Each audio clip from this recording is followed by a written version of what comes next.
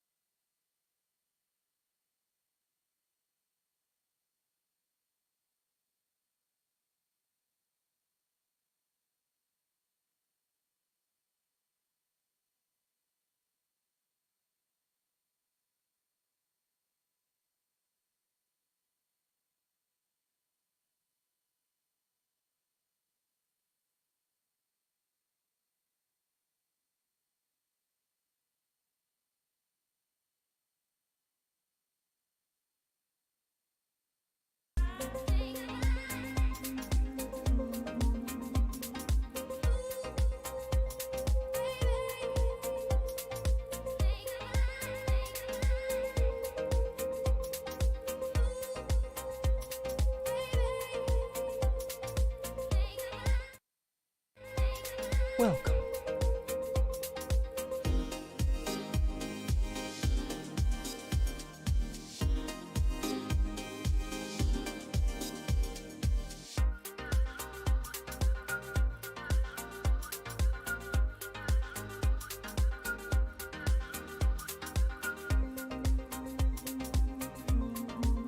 I'm getting there, guys. I've got music, but I don't think we've got sim sound here. Just give me 2 seconds. This has been a disaster. Just literally, all I did was update the software in my headset, and it's completely changed all my mixer settings in Streamlabs. Settings I haven't touched for 3 or 4 years. So it means when I actually get round to touching them, it's not working properly. So I've got music. But it should be. It's catching it from the earphones. I just want to make sure this has got sound here. Microsoft Flight Simulator. Let me just crank up. Right, if I just do me a big favour, guys. If I just turn the music off, can you hear anything in the simulator? No, I can't even hear anything in the simulator myself. So bear with me. I'm nearly there. There are other professional streamers available. I just need to work out how to get the desktop Microsoft Flight Simulator sound into Streamlabs. Just give me about 2 or 3 minutes. Bear with me, this is very unprofessional. It must be a sign for the Airbus.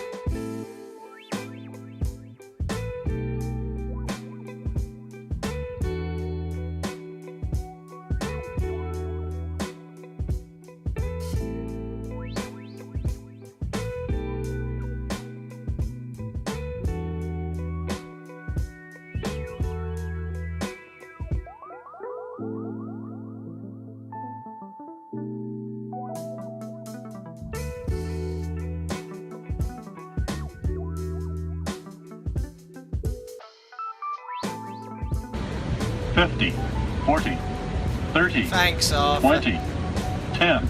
But you can't hear it, that's the problem. Anti-stress donation. Well, you can Smiley hear that. face.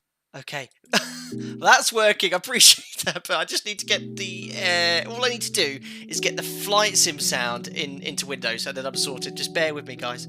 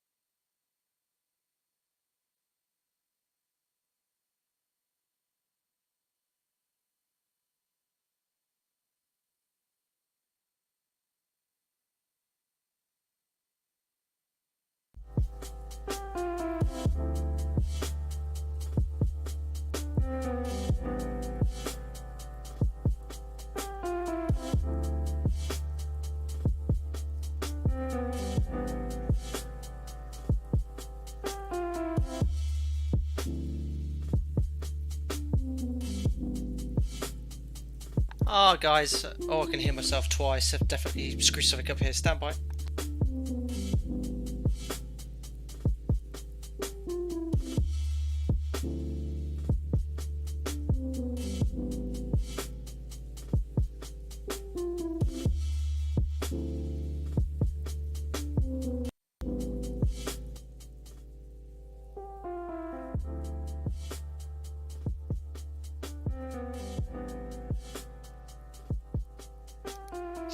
Okay, right.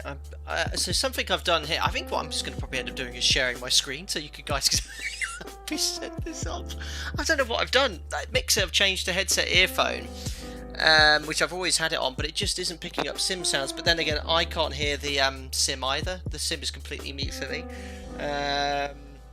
What I'm going to do is just try and No, Microsoft Flight Simulator is definitely not muted. It's turned up to on the volume mixer, and it's on my chat here, and I've got the earphone set to chat as well.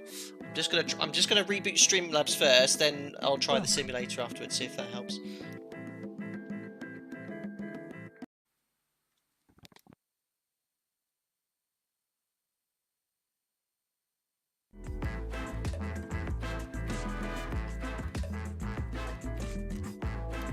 Right, guys, so I've just restarted Streamlabs. I think you can hear me. I'm just going to play something on the soundbite here. Let me know if you can hear it. Helicopter, helicopter. Okay, so I've got it through desktop audio. Thanks for joining us, member there, Francesco. Francesco, really appreciate it. Sorry that this has been an absolute disaster start of the stream there. Can we get your helicopters in chat, ladies and gentlemen? So I think there's an issue with Microsoft Flight Simulator sound. I've got everything reset here, but I've got no sound coming through Microsoft Flight Simulator. On my sound mixer, I have Microsoft Flight Simulator completely turned up. So what I'm just going to quickly do is just, if I just quit out the sim here, because it's easy enough for me to reload, I can just turn it on again. But if I turn this down here, yeah, there's just no audio from Microsoft Flight Simulator. So I'm going to do a full restart of Microsoft Flight Simulator, and if that works, I think we should be back in business because I've reset everything with Streamlabs there. So give me 2 seconds, guys. Once again, thank you all very much for my patience. I've just wasted 20 minutes of your life, but hopefully the stream will start at 20 more than that, 25 minutes past your life. But I'll get things hopefully sorted shortly. Thank you.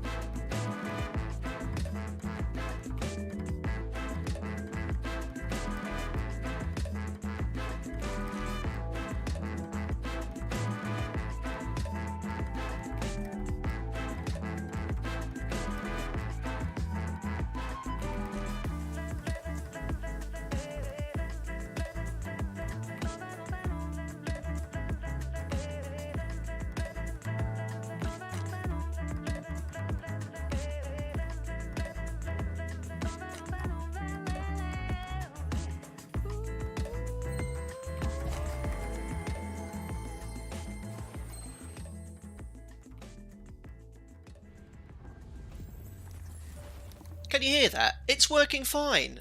So I think I was hit by a double whammy. Microsoft Flight Simulator audio. No, hold on, that's music. Let me just make sure you can hear this. It's working. So literally, you know, it was a combination of Streamlabs settings completely rebooting itself. Then Microsoft Flight Simulator audio just stopped working. All I simply did was shut the sim down and reopen it again. I think we're back in business. Guys, thank you so much for your patience. I can't believe this has been horrible. I feel so bad, and I've not done anything. All I've done was update my headset software, my Steel Arcticus 5 headset software yesterday. That's literally this morning. That's all I've done. Nothing else, and it's just everything stopped working. So yeah, hopefully, fingers crossed, we'll all be good. Anyway, let me start my stream intro as usual. Welcome all to another Flight Deck Sim live stream today, the 17th of May 2022, 26 minutes past 5 as we boot up Microsoft Flight Simulator, and today we are eventually going to be back in again, the Fenix Airbus A320. Very exciting indeed. Now, I've not been involved with the development of this aircraft at all. You all know I'm a Boeing pilot, but I've been following progress closely. One of the members of the dev team who I've gotten to know quite well, who I've been messaging for more than a year or so, has been keeping me posted with all the progress of the aircraft, and they very kindly, Fenix Simulations, gave me a copy of the aircraft for me to test for you guys to watch for the first ever time. Now that's me doing it. Now I know 320 Sim Pilot's been involved with the beta. I've heard of this new simmer called Katie Pilot on Twitch. They've got loads of Airbus guys who have made this or helped contribute to making this product, and it looks incredible. The EFB is amazing. It's one of the best EFBs I've seen on any add-on. It's one of the most complete add-ons I've ever seen as well. And also the development team, or the member that I've been talking to, he made an Alpaca Airways livery for me, which is absolutely awesome. I couldn't believe it, and I was like, are you sure you want to do that? It's like, yeah, we'll make an Alpaca Airways livery for you. So I was like, okay, awesome, that's absolutely amazing. So what we're going to do, I like to do this before the start of the stream for a bit of continuous immersion, which has been completely ruined today. I'll put you on stand gate mic 10, which is where I was, and we're offline today, complete live weather, live time. We'll press fly. Hopefully it'll all be good. Now, what have you guys been thinking about this aircraft? You know, I've been watching a bit of EasyJet Simpilot. I've only heard of his channel yesterday. It looks amazing, and I've done 2 test sectors, and I was just absolutely blown away by this aircraft. Now, the version I'm using today is sort of going to be very similar to the pre-release or to the version on release. There are some minor bug fixes that need to be rectified. Let me just check here. Yay! Airbus sounds wicked. So what we'll do, we'll head back outside because I want to do basically the stream intro again. I'll put it in cold and dark as well because I don't think it starts in cold and dark. And we're just going to do a full flight.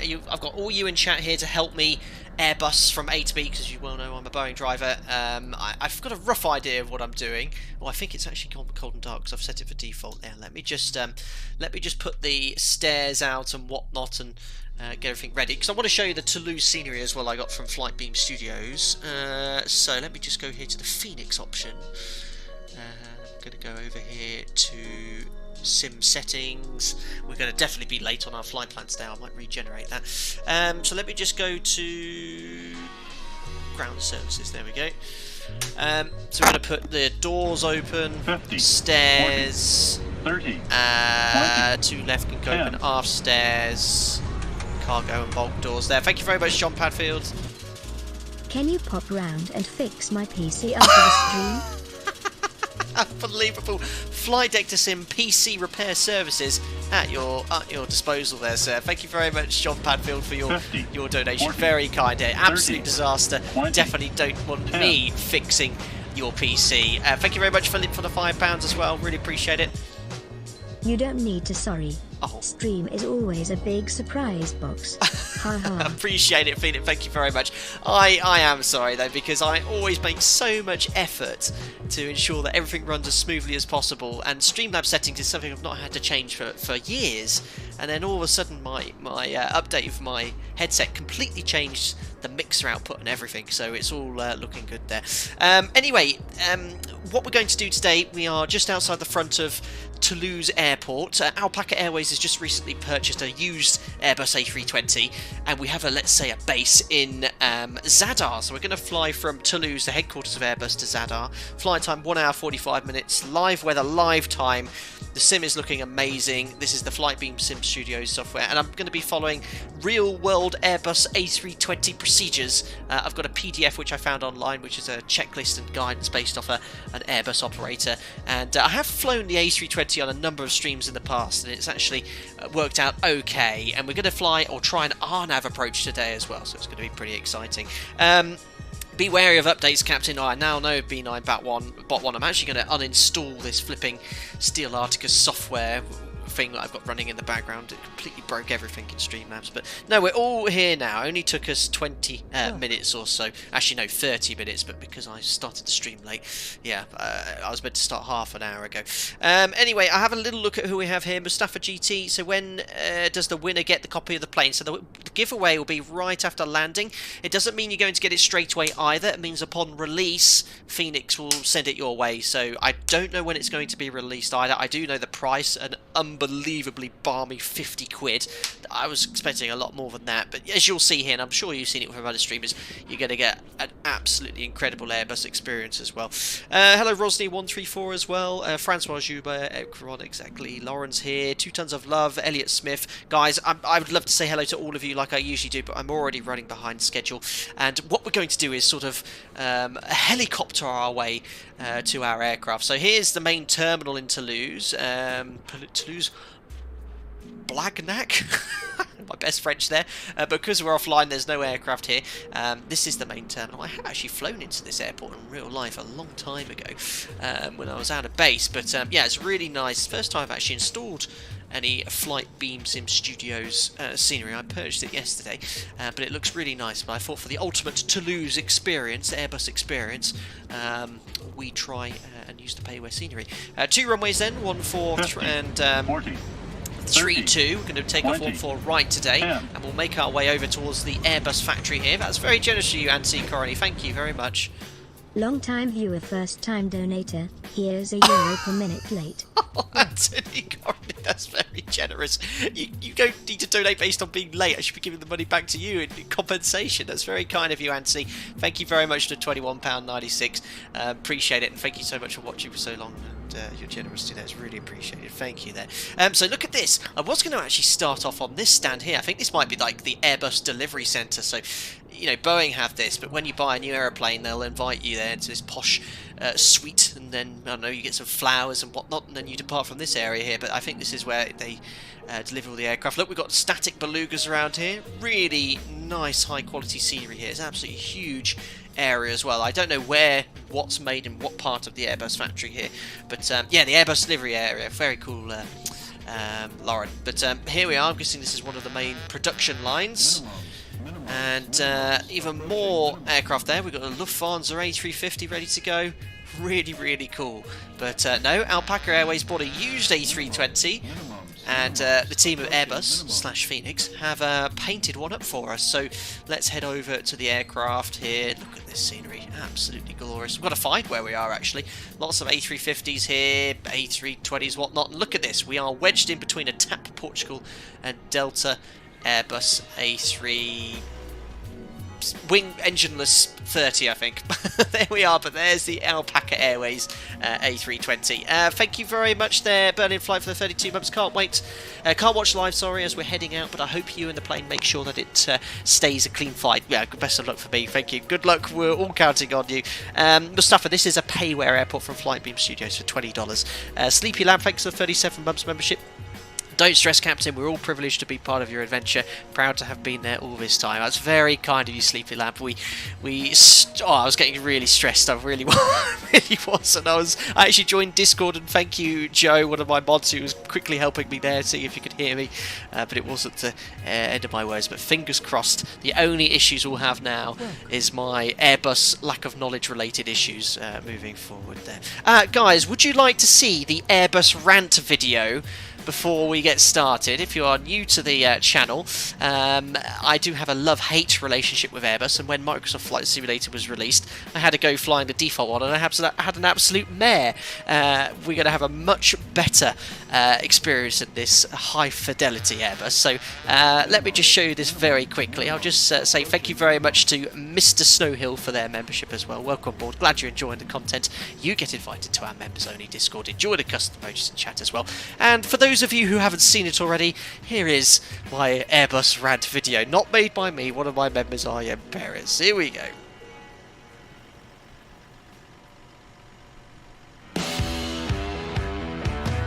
I have a sort of funny relationship with Airbus. I despise them. Oh, I was climbing so much. I've literally got my nose full down.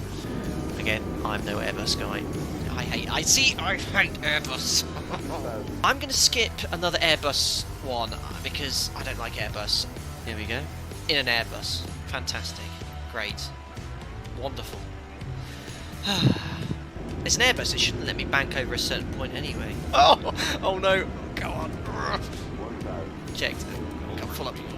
Oh! You overstressed the aircraft and caused critical damage. That's it. I'm done. No more Airbus. Right. Let's try the Airbus again. Oh gosh, the Airbus feels very strange. Come on, bus.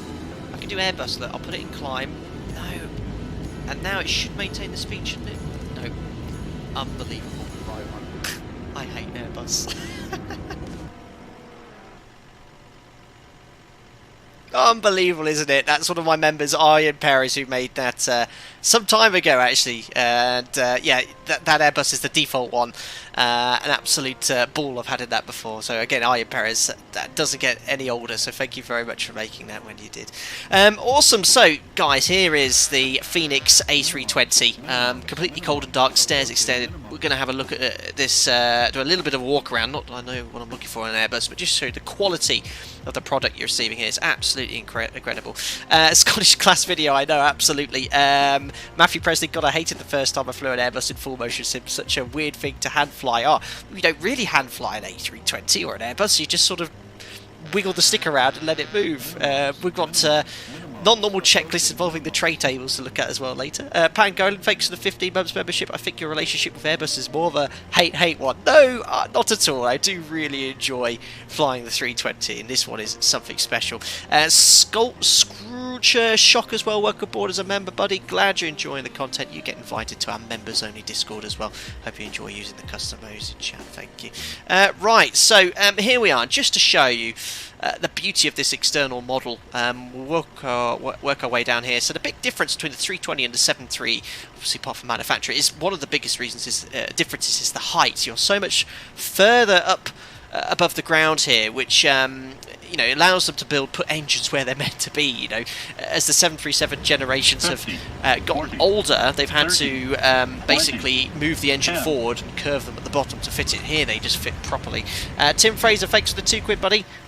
Oh, sheet, not the scare bus. Behave yourself. See what you did there. Thanks a lot, Tim Fraser, for the £2. Really appreciate it. Thank you very much for your membership and donation there. Yes, oh, sheet.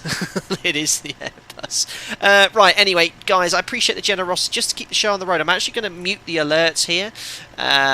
Just because, you know, we're already running a bit late. I'll turn it on later, but I really appreciate all the generosity shown. But let's just keep the show going. But yeah, I mean, look at the exterior model here. It's absolutely beautiful. I think one of the things 320 Sim Pilot mentioned is you can't quite see it on the clean white livery, but it is a bit of a grubby aircraft, and you can sort of see here the streaks in the fuselage, sort of where de-icing fluid is sort of being blown backwards and things like that. I mean, the Alpaca Airways is a white livery, looking very clean here, but yeah, it's very nice throughout. The quality, the look of it is amazing. So this is the CFM powered A320. Crap climb performance, you'll see it later. One of the things the aircraft I noted, and I spoke to developers about, it seems to burn a little less fuel, I think, than predicted, but that is something they're well aware of and going to continue to revise here. But the engines have been completely built from scratch. A lot of people were commenting how they thought it might have been a basic engine model, but it certainly isn't. Seems to be quite flexible in design, but it is burning a little less fuel than predicted. Working our way across the leading edge, you can see lots of oil streaks here. There's the fuel vent there. Love it. There's the sharklets. You can see all the reflections. Look at that in the aileron. Look, you can see Alpaca Airways reflecting there. Absolutely crazy. They need a good rainstorm. Matthew Presley's is right, actually. When you fly through a rainstorm, it does give the aircraft a good old clean. When it's been flying around in dry conditions for a while, it does make a big difference. There we are. Looked in the rear cargo hold. There's the outflow valve. Everything's in a similar position to the 7.3. And you can see, look, the rudder's a little hard over. I don't know if it's because it's blown in the wind without any hydraulic pressure, but the 7.3 does suffer from that. Working our way here. There's our edge, Golf, Foxtrot, Delta, Foxtrot, Sierra. And then you'd repeat the same here. Yeah. External model is very nice. Oh, it's not a sharklet, sorry, it's a wingtip fence. My bad. There we are, so you can see, oh, just the quality is beautiful. There is the wingtip fence again. You can see the static wicks on the side there, along the leading edge. It's just the reflections of Alpaca Airways as well. All this is now possible in Microsoft Flight Simulator. Looking good. Let's work our way then into the flight deck and up the stairs through the door. Looking very nice, and there we are, we're in already. We've got a nice cabin as well. We're all economy here at Alpaca Airways. I've already assigned some wing views, but you can even see the well, I'll show you some of the quality features on this here, like the detail on some of the switches. And the screens, you can see every single pixel. The only other aircraft I've seen that in is the Challenger 650 for X-Plane 11. But yeah, the quality in this is something to behold. Right, anyway, I'm going to whizzah straight through the door into the flight deck. I'll just actually reset the view to my cockpit view. There we go. Right then, even with stream compression, it looks so good. Yeah, I mean, the quality I'm seeing is much better than what you're seeing with the stream compression. But even the windscreen, look at the grubby nature of the windows here. Very, very nice indeed. Chaos, I knew here I am a veteran sim pilot all the way back from the 90s, just been watching your videos, just got the new PMDG 7.3, awesome plane. I used to be an avid controller and pilot on Avaya. Well, simming certainly changed a lot since the 90s, that's for sure, Julian. But thank you very much for popping in, and I hope you're enjoying my content at least anyway. Right, so let's get the show on the road. I have a little PDF I found online, which is a really cool PDF. Basically, if you type in A320 checklist, you'll see it. But it's sort of like an amplified procedure checklist based off an A320 airline, so it gives me a little bit more detail about each step. It also goes about all the different approaches, what you need to do to configure. It's really useful. If you really like this, comment on the video after the stream's finish and I'll link that for you so you can do it. I might put it in a pinned comment as well. Love the cell code, lol. Unbelievable. But this is what I'll be following throughout the setup. Remember, I'm not familiar with the A320. So let's get the battery on. There we go. And we'll put the external power on. There we are. Just put the sun visor down accidentally, but look at that, you can even see the colour difference through there outside, and this actually makes a difference. If you've got the sun coming in, you can see it getting darker in the cockpit. Very, very nice. So that's on. John Padford, you've got that PDF too. It's brilliant, really nice, especially for all the different approaches that you want to fly. It tells you exactly what to do. Refund if lavatory flush doesn't work. What is it with people wanting lavatories flushing? I don't think there is a model toilet, I'm afraid. Refund, but I do have a toilet flush on my soundboard just to keep you all satisfied there. Where on earth is it? This is the sort of professional level of streaming you get here. Trying to find a toilet flush sound, but I can't find it. I'll look for it later. So we've got some electrical power on. It's beeping at me already, and I need to. No, I've accidentally reassigned my view now. Just reset that here. So num lock control 1, perfect. So it's doing lots of Airbussy things in the background there. I think whilst it's powering up, it does some self tests in the background. It's been a while since we tried it. Chaos Spectrum, thanks for your membership as well. Welcome aboard, buddy. Glad you're enjoying the content, and welcome on board as a member. Tray table does pull out. I mean, that's all you need to do as an Airbus pilot. Do that, you push the go button, and that's it. Lol. Right, before we actually should put the power on, we should have gone down here, check the weather radar is off, which it is. We'll put the tilt up to +5. Master engine switches are off, and the engine mode selectors in the normal position. Verify the landing gear lever is down. The wipers are both in the off position, which they are. We now have electrical power. Verify the nav lights are on, so we'll put nav 1 and 2 on. I think that's the logo light. I think we just leave it in 1, just make sure we've got the green nav lights on. We do. Green nav and red nav as well for the lights there. So that's all looking good. So electrical power, nav aids, and APU and fire test we can do now. So let's move our head up here. So hold down the test button. Hopefully none of this will be sounding there. There's the ECAM checklist. There's the AP fire test. And the engine fire test as well. Squib discharge. There seems to be so much going on in the background here. I'm just talking about quality of this cockpit. Let me just zoom on in here. Can you see that?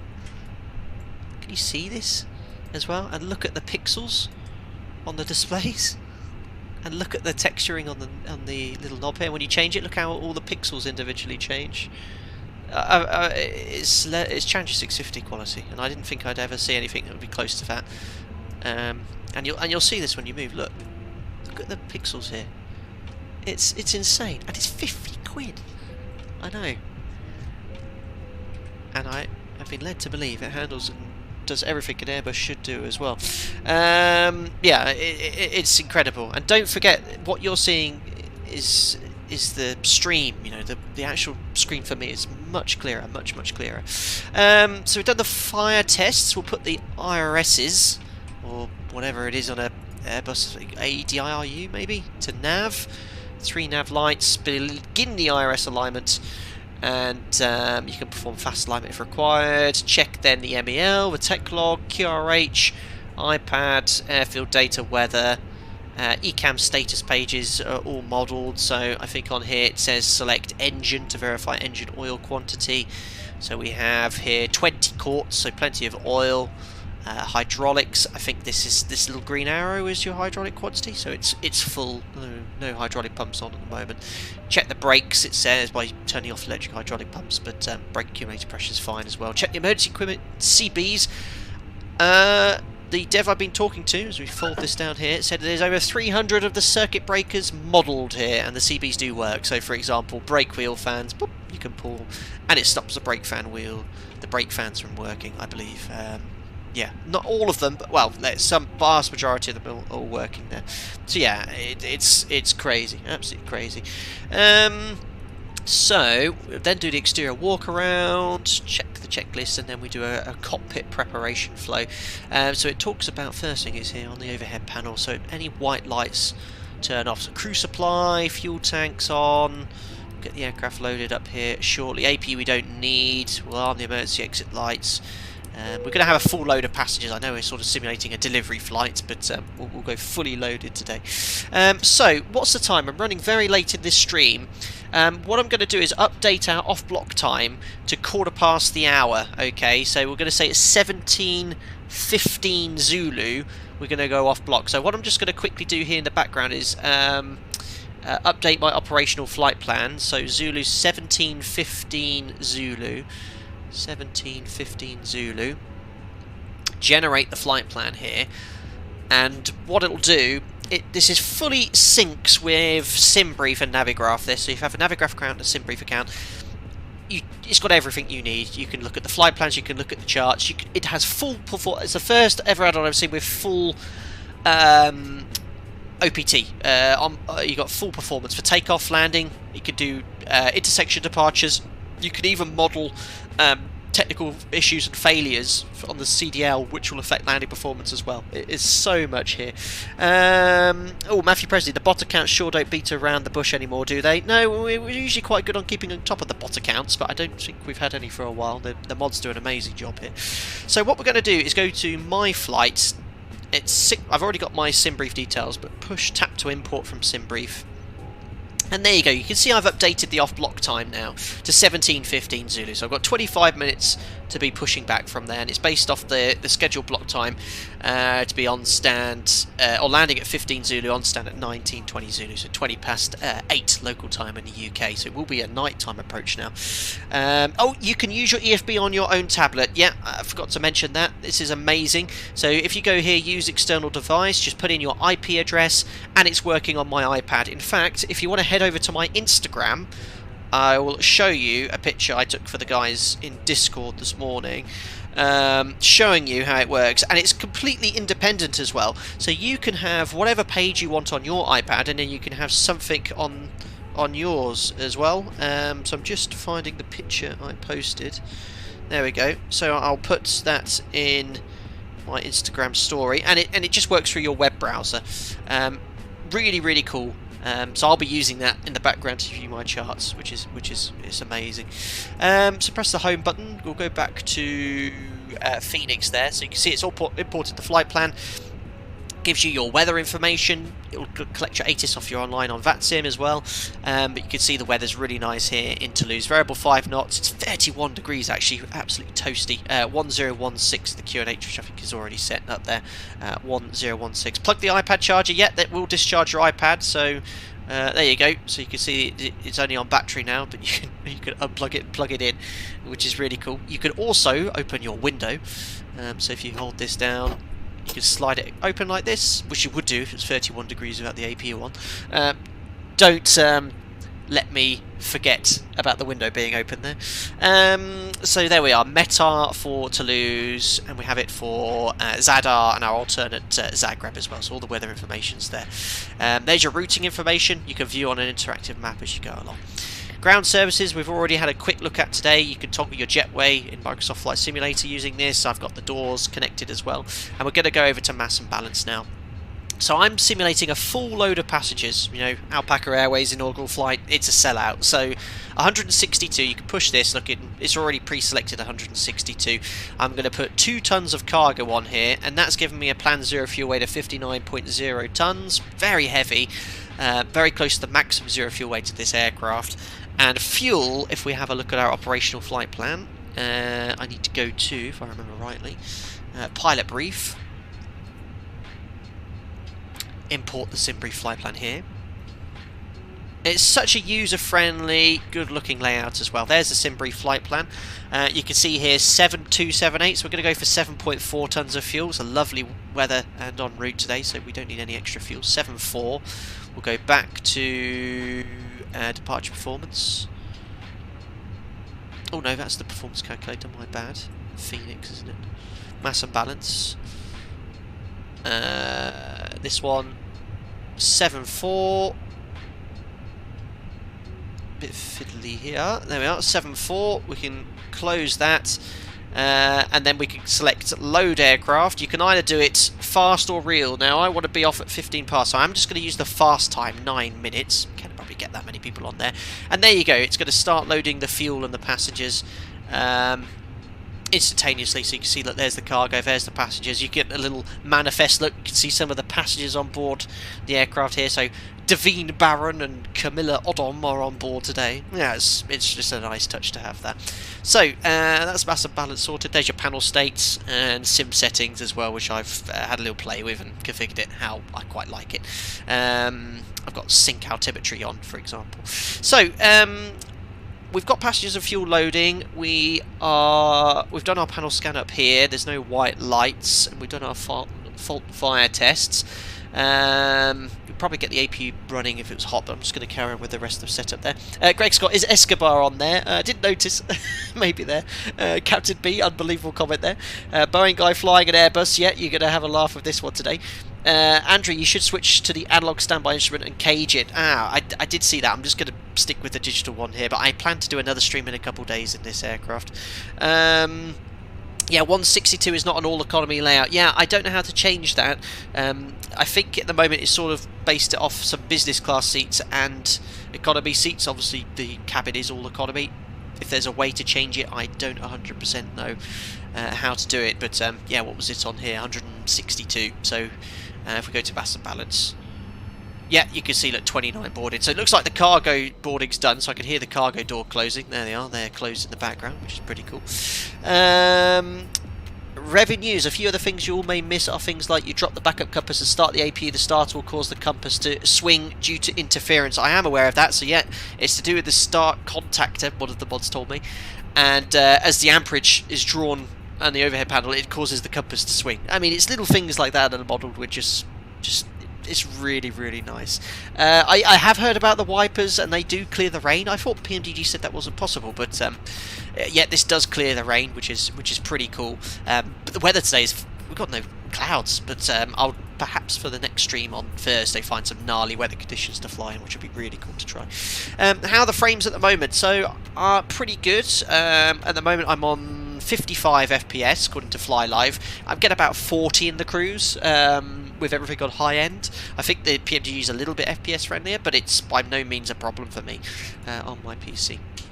Right then, so let's load up the FMC. I always forget what this one's called. Timothy Handy. Do a barrel roll. Absolutely immature. I'm not going to do anything like that today. Do a barrel roll! There's always someone asking for that. Oh, no, I know what I forgot to do. Right, I forgot to update the Navigraph database, which is compatible with the Navigraph data center. Good news is I'm offline today, and the the current AirAC does have the latest routing in there. So yeah, excuse me, that's completely my fault, and I did make a note to do it, and I just completely forgot to do it. So not to worry, the routing is all okay. So this little PDF Mukdu, that's it, Mukdu. That's what V1 Simulations calls it, isn't it? A Mukdu. Yeah, that's FMC. Right. So we're going to go to the data page, check the database, which we've already done. We're going to go to the init page. Now, if I press init request, what this will do, it'll fetch your routing from your SimBrief operational flight plan. Boof, there you go, so you don't have to load it. So it's got full route synchronization and the alternates into. Our flight number today is Alpaca 01. The cost index we're going to use is 10. And we're going to be cruising. Let's have a look at our flight plan here. I think it's 350. Yeah, 350. So 350. I also need to find out the cruise temperature at 350. It's such a great format as well. It's really user friendly. Love it.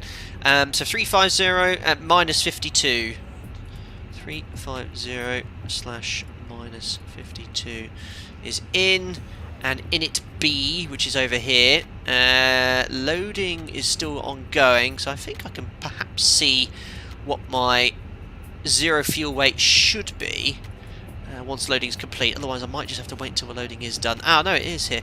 Oh no, so the above figures are live. Alright, we might just wait until the loading is complete to get the final figure. That's fine. Just don't make me forget to fill in this page. Cost index 30. No, cost index 10, because I think 30 in the Airbus is pretty fast. So I've gone for 10, which is a bit more of a sensible speed there. Simony Bob, any plans for 80k? There will be a charity stream for a good cause. The good cause I'm yet to decide, and the aircraft and theme of the stream I'm yet to follow either. But we've already raised £7,500. And the last two streams will hopefully have raised over 10,000 by the time we've done the third one there. Mr. Muxil4, wait for the final load sheet. You're quite right, but the fueling is done, I believe. 7.4 tons, so I can put that in here. 7.4, and then when we get this final zero fuel weight in CG, we can put that in there. V1 goes with a cost index of 99. Yoga. Oh, I'm going all wussy today. I'm going to use maximum flex temperature to keep the climb all sensible. Right, whilst we're waiting for the loading to be complete, let's just check the flight plan. So it gets even better with the Navigraph implementation here. I think it's actually better than Navigraph's own utility. So, oh, for goodness sake, I've already done this. Generating code. Just give me 2 seconds. All I need to do is scan this and log in. I think it's because it's a new update. I installed this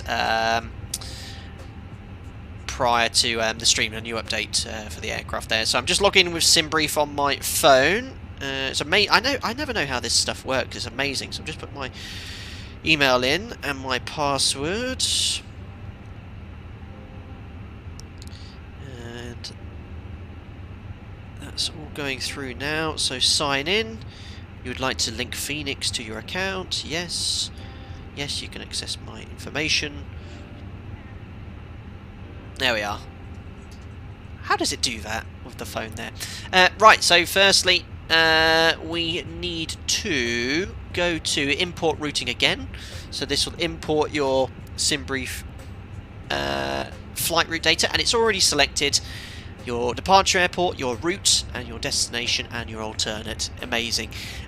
You can select your airport, and then you can select your charts. So you've got all your charts. Here's general information charts, all from Navigraph, all appearing on the OPT, and it's crystal clear. It's so nice to see. So we're going to select well no, we don't need overview, so we're going to go to ground charts.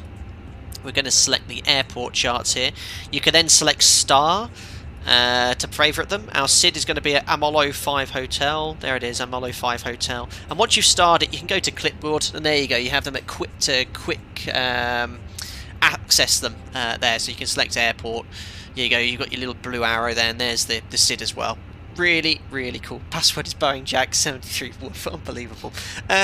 So there's the route docs. You've got en route information where you can have either a map, which is useful for me so I don't get lost. You can zoom in quite far and get all sorts of geographical information. You can get your airway charts.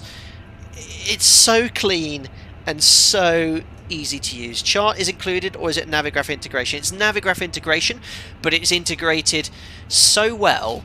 I mean, whoever made this needs a pat on the back. It's just so nice to use and easy to use. All the information's there. So we've selected our airport and SID. Looks like the boarding was complete there from the message. Let's go back to Fenix here. Oh, sorry. Yeah, I forgot to show you. You can paint on the map as well. Yeah, this is actually a feature on our iPads at work. So if I was to select the airport chart, I do have to show you this. It is very cool. Clipboard airport. You can then, as we do at work, when you get your taxi instructions, grab your pen. You can choose your colour. I'll go for red, and our taxi routing is going to be something like. Let me zoom in here, like this, like that. You know, I could draw what we would have drawn when I was 15 years old. I bet everyone's going to do that. But you can draw your taxi routing. We can do something like that. Sierra 10.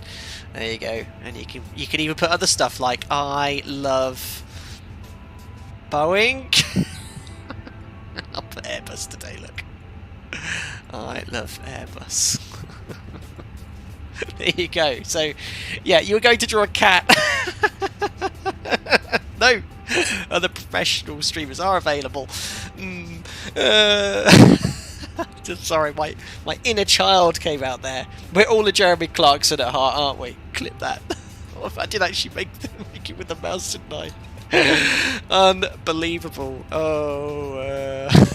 Right, let's carry on with the rest of the checklist. Oh yeah, performance. That's what we were looking at. So Fenix.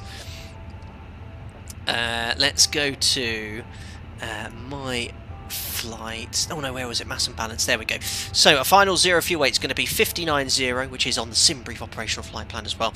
And our max zero fuel weight is 31.3. So 59.0, 31.3 in it B. 59.0. What did I say? 31.3 slash 31.3. Perfect. So that's all in. Flight plan then, we're going to select Toulouse, departure, the surface wind here. Oh no, I don't need to use my phone anymore, it's all on this amazing tablet. And you can obviously link that with the ATIS, as I mentioned earlier. Sync live weather. Variable at 5 knots, so I'm going to use 14 right, because that's what I planned on, 31 degrees. I'm not even finished showing you what this aircraft has to offer. 14 right, we said the Amolo 5 hotel. There we are, Amolo 5 hotel. Insert, no discontinuities, and then we're going to go all the way over to our arrival at Zadar. Select this. We're going to go to arrival. We're going to be flying a LOS 2 X-ray for. Hold on, what have I done here? It's runway 31, isn't it? RNAV 31. LOS 2 X-ray arrival. LOS 2 X-ray. There we go. So that is all in. Any release date yet? No, Andrew B. And Andrew B, did you send me an email? I think I recognise that name. I get a lot of emails. I can't respond to all of them, but I did read your email this morning. Thank you very much. And if I can get back to you at some point, I will do. It was very nice. Thank you. So routing's in. Let's just go here to plan. Quickly step through it. And again, guys, I'm so sorry. You know, we would have been airborne by now. It was just that little technical issue at the start here. I must timestamp that or maybe edit it out. But I've muckdude, as V1 Simulations would say. And the routing's all in. RNAV arrival. Ooh, was that a double waypoint there? No, it's generated for decel points. And I flew it earlier, and it was really, really nice. It was really, really nice. Yeah, it's a... PMDG missed something here. I wish they had this at launch. It was a great shame that they didn't have this there. Pilot, thanks for the £1 donation. I do have the alerts off at the moment just to get the show on the road because I'm running a bit late. Thanks for the £1. He said, do you think PMDG must take notes of Fenix standards? I was just saying, I mean, it would have been great to have this at the PMDG. I mean, it does... Yeah, let me just get everything set up and you'll see here as well. But thanks for your donation, pilot. Sorry that didn't ping through. Just want to, as soon as I get airborne, I'll turn the alerts back on, guys. We'll have a bit of fun. Right, so FMS is loaded. I'm still following my little PDF document here. So aircraft routing in. Now it's time to do the performance. So let's go to the performance calculator. It gets even better, guys. So here's departure performance. Firstly, Toulouse, runway 14 right for departure. You select the runway condition, so dry. Optimal flap configuration. You can force toga. Anti-ice will have packs on for departure. Keep the air conditioning on. We'll sync the load sheet, so it takes all the data from your performance calculator. 66.3 and your Mach takeoff weight. Sync live weather. You don't even need to put that in manually. But look at this as well. You can even select the intersection you want to use for departure. So if I just briefly go here to the Navigraph charts to show you what we're planning to do here, we always plan for intersection departures where possible. Move my hand here. So we're going to taxi out all the way here and take Sierra 10 intersection instead of going full length. So if we go back here to the performance, select Sierra 10, it's calculating. Boof, there you go. Using the intersection departure, V speeds are in, all your minimum flap speeds are. I don't know what takeoff shift is. Is that the intersection departure? I'm not so sure. Your flap, your trim, your flex temperature, it's there. It just keeps on giving Liston absolutely. Arthur, thank you very much for the €5, buddy. Is there a tutorial flight in the documentation? At the moment, there's no documentation available. There's a very basic sort of how to set up the aircraft just here. In the menu. I have no idea if it comes with a suite of documentation. No doubt it will. I'm actually following an A320 normal procedures checklist, which I showed at the start of the stream. But here, let me try and find it. Phoenix. No sim settings. It's somewhere here. They've got a little manual talking about what to set up there. But it looks really, really good there. So all the information is in. And then look, it even gives you the nice little picture of what to put in the FMS. So I'm just going to go here to performance, select the V speeds, which are 41, 41, 44, 41, 41, and 44. Don't need to set on the MCP because it's a bus. And 500 toe shift M, we'll have a bit of that. Which I think is your intersection departure. And then 1 down 0.2 1/DN 0.2, and it sets the trim automatically after engine start. V1 simulations went like this, 61 degrees. I know he likes to go full toga. And then thrust reduction and acceleration 1490. We'll change that so it's 1,000 feet AGL. 1490, 1490. Thank you very much for your donation there as well, Torley, for the 109 Norwegian, I think that's Corona. Thank you very much, and appreciate it. Hope you're enjoying the stream. Thank you very much. There we are. Oh, is V1 Sim here? I just seen a comment. V1 Sim's here. What's he said here? He's always welcome here. I'm scrolling up here. V1 Simulations, thanks for the $2. I completely missed that in chat. Appreciate it, buddy. I've got the alerts off here because it was going a bit balmy at the start. Appreciate it. Force token. No, I'm going chicken mode here. I'm thinking about the engine wear and tear at Alpaca Airways. You know, we want to leave it as reliable as possible, and long lasting as possible. We're going max flex temp. Thanks a lot, buddy. Hope you're doing well. Thanks for the donation, and keep in touch, man. Excellent. Takeoff shift equals meters. Alright, excellent. Hanzo, can you show the cockpit looks at night? You will do, because we're running a bit late today with the issues. We had technical issues with the Microsoft Flight Sim at the start. It will be a nighttime approach now for sure. Right, so FMS is loaded. I've done the performance. We've done the weather. We just need to brief the taxi and departure. And I think that's it. This briefing documentation talks about the emergency briefing. And then it's pushback and clearance. Next, so get the APU started. Master switch. Oh yes, I have to show you this. Let me pop the compass down here and press the start button.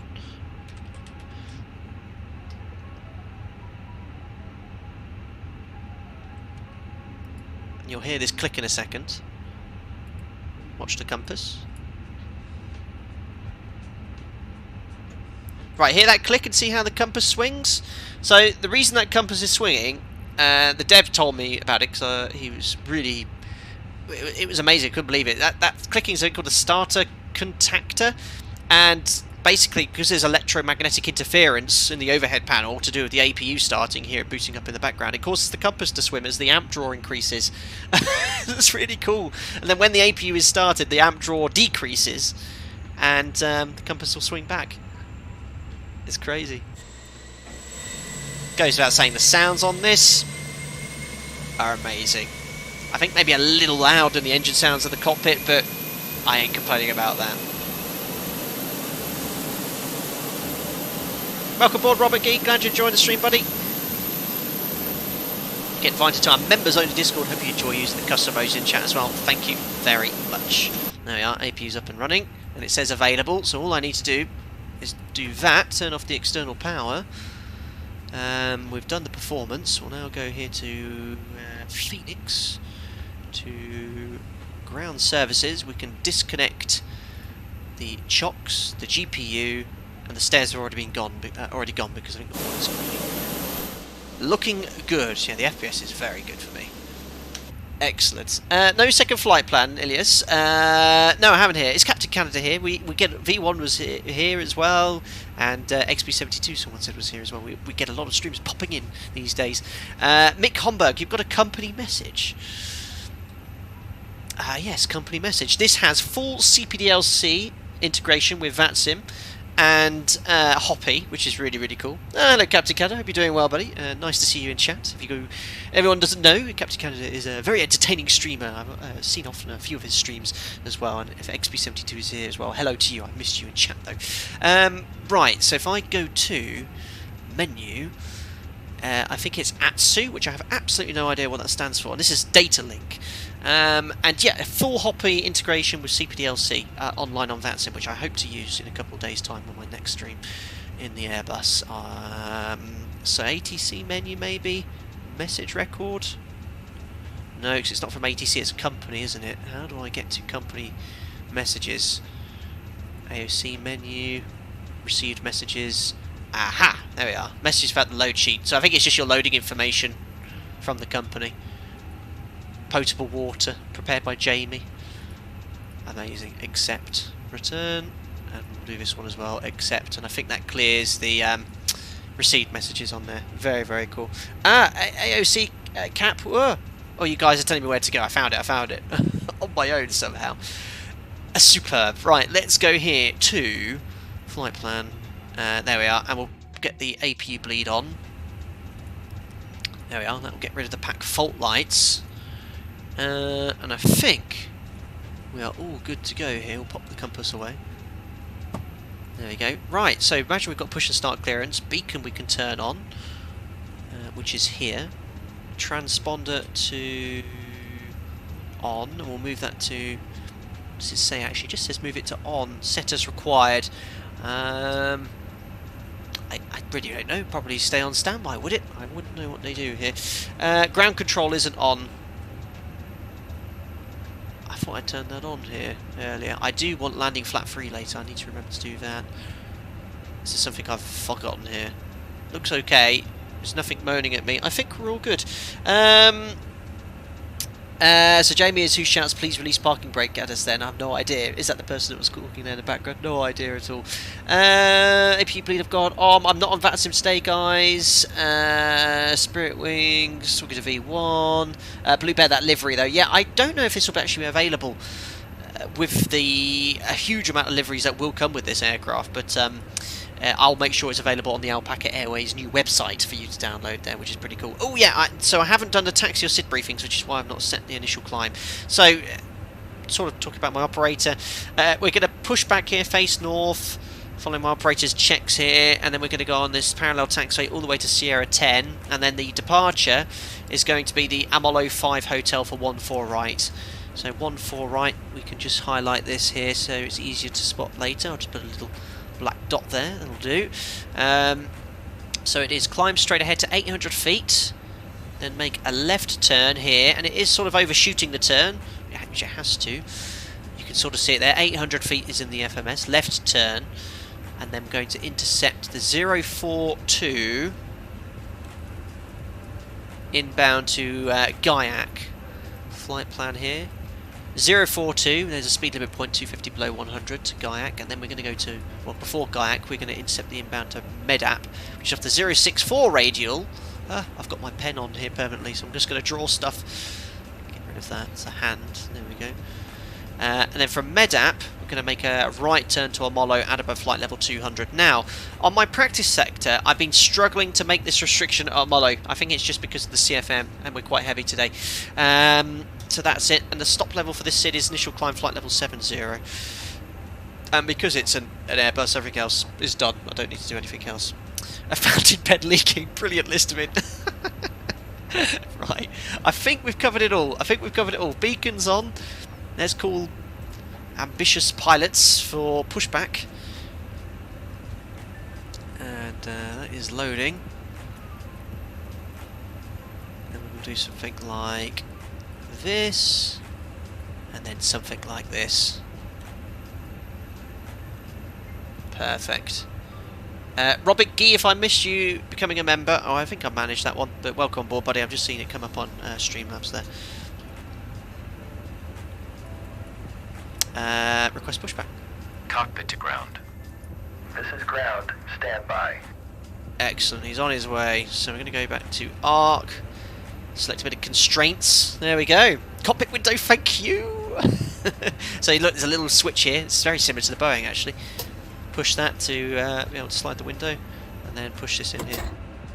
Perfect. And the sound changes as well. So cool. What do you reckon, guys? Should I get a type rating? Change airline.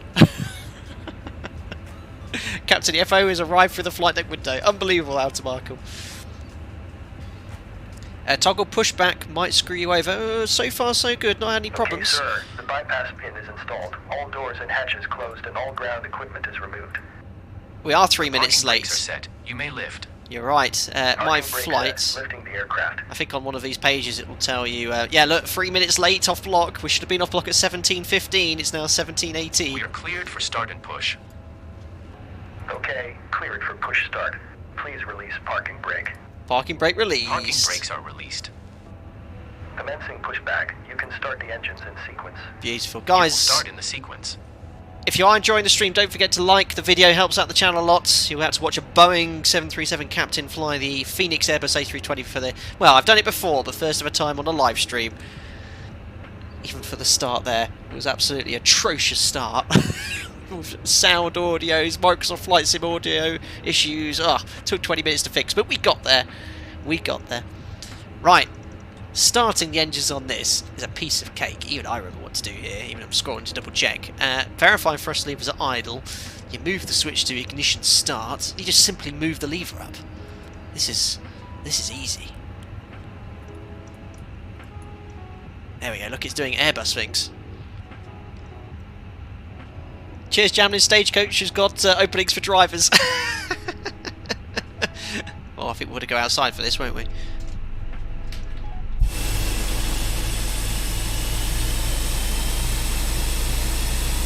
Now that's a view.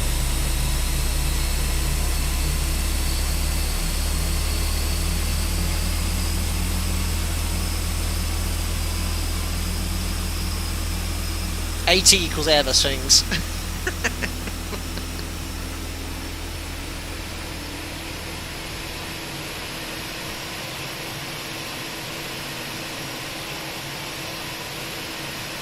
Amazing. And the cabin sounds. The cabin sounds. Let me do it on engine number 1. Actually, is that all started and stabilised? I'll just wait to EGT to stabilise there.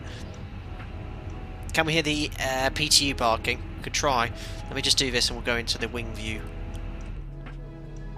Let me just turn the music off. I heard it. I did hear it briefly.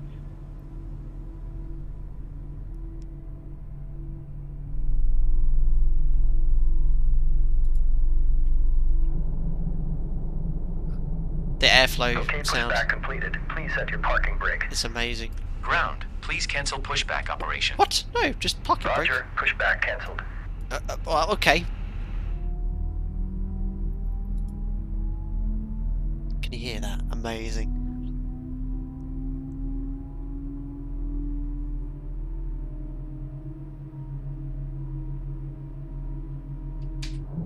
because you're behind the wing. You just hear that. It's the same. It's the same in the 7.3. Hear the airflow from the engine. Beautiful. Right then. Looks like 2 good starts on the engines. EGT available. I think that means AC power is available. Looks like all the hydraulics are on as well. And now I'm going to follow the after start checklist here. So engine mode selector to normal, APU bleed off, APU can come off, engine and wing anti-ice as required, APU master switch is off there, spoilers arm, it sets the trim automatically, so that's done, flaps to 1, rudder trim reset, status reminder, check ECAM status page for any messages that shouldn't be there. It all looks good to me. Ground crew disconnect and then complete the checklist, which I think is all done. And I will do the order break and all the other things whilst taxiing out, but I like to taxi out and do the checklist. That is the Airbus way. Boss, you'll want to turn off the hydraulic page so you can get the most relevant page. Thanks a lot, Lauren. Wheels. Yeah, hopefully I won't overheat any of this stuff. We'll give Jim the FMS as well. He can have flight plan and I'll have performance, which sort of makes sense. So taxi clearance, we'll imagine, is obtained. We'll pop on the taxi and turn off lights. Turn off and taxi. And we'll bring up the Navigraph charts for taxiing as well. Trim automatically on the A320. Or no, not even trimming automatically, it's just Airbus trim. I don't know, but it sets that, whatever that was I set before, the 0.2 I think is set automatically. I've made a right mess of my Navigraph chart here. Let me just clear all this. It's triggering me. And we'll go back to the taxi chart here. Excellent. And I've cleared it all anyway, but there we are. We're going to taxi straight ahead off Zulu 1. And then, maybe it's just whiskey all the way here. We're going to take that Mike 10 intersection there as well. So, parking brake released. Down here. Would you like to hear the engine spool up?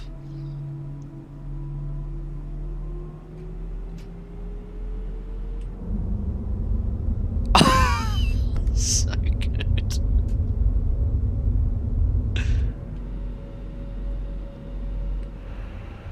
Amazing. Absolutely amazing. £50. The 320 does not automatically set the trim captain. Oh, does it not? Do I have to set the 0.2 myself? Ah! Oh, I thought it did. Oh, is that the A340? Maybe it's the A340. Oh. I swear I did it once, and I think it was the A340, the Toulouse A340. It set it automatically. Well, it was 0.2 down, so I think we're okay. The 330 and 342. That's where I'm getting confused from. There you go. Thanks, guys, for reminding me. But thankfully, the trim was only 0.2 down.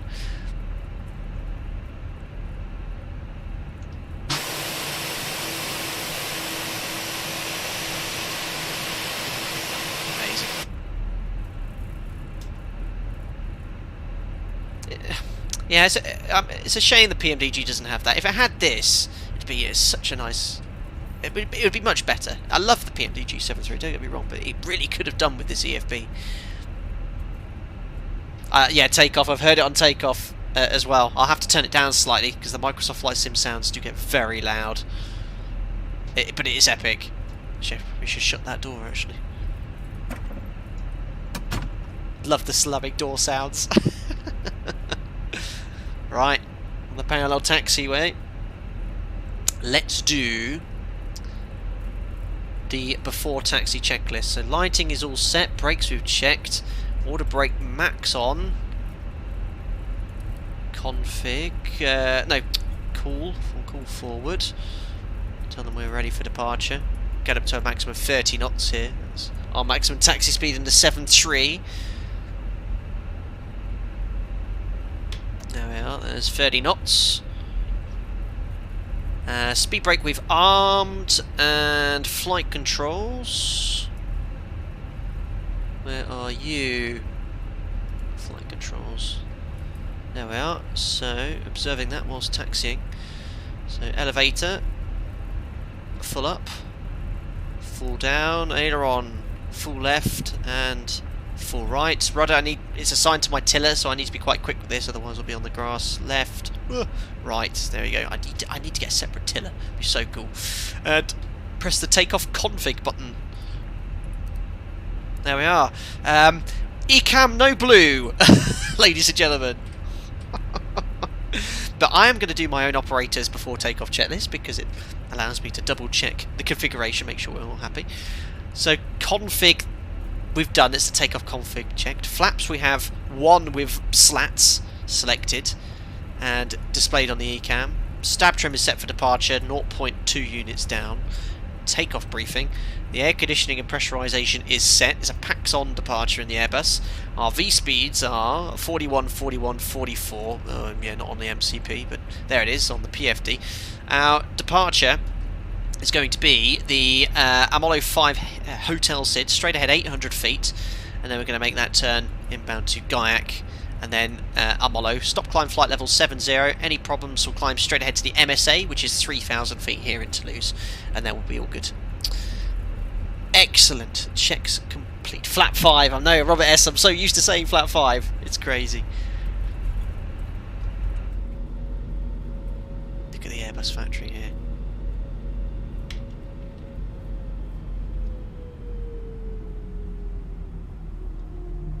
Sound is spot on. Spot on. I mean, look at even the quality of the cabin. Absolutely crazy. There seems to be a little bit of shrubbery on the taxiway. I don't know if that would be there in reality in Toulouse, but it's the next intersection. Oh no, it is. This is our intersection, Sierra 10. So I'm just going to bring it to a stop at the whole point here. Lucid, how are your views set up? Exactly like they are in X-Plane 11, which has a much better camera system. If you type in YouTube, X-Plane 11 Microsoft Flight Simulator views and hit the top link, that will tell you how to set it up. So here's the whole point. Whoa! That's my dodgy taxiing. That is, I was a bit delayed going full left. But look, what I love, look, is no resistance. You can actually expect a little bit of thrust. And it matches exactly, you know, you don't need to stop there. Right, better not actually enter the active runway. Right, parking brake is now set. So I'm going to, inverted brackets, hand fly with departure up to about flight level 50. Just basically control wheel steering it onto the flight directors. And we will just follow the takeoff flow pattern here. So before takeoff, actually let me do the before takeoff checklist before I forget. So brake fans are fine. So MCP, you can't set it, it's set already. Transponder TARA, strobe lights on, landing lights on as well, and the weather radar needs to come on too. So that's all looking good. Weather radar, we'll put on system 1. So I'm going to toga, put the detent into climb, no, flex, aren't I? Oh, I know which one to do. And then when it says climb, put it in climb, and that's where it will stay pretty much the entire flight. And that's it. Enjoy. I'll do my absolute best. Can you please remain silent for the takeoff and let us enjoy the sounds? I'll do it. I'll do it. I'll just call the V speeds, but you can enjoy the sounds as much as possible. I don't think you'll be able to hear me anyway. What is it in the Airbus again? Not togas?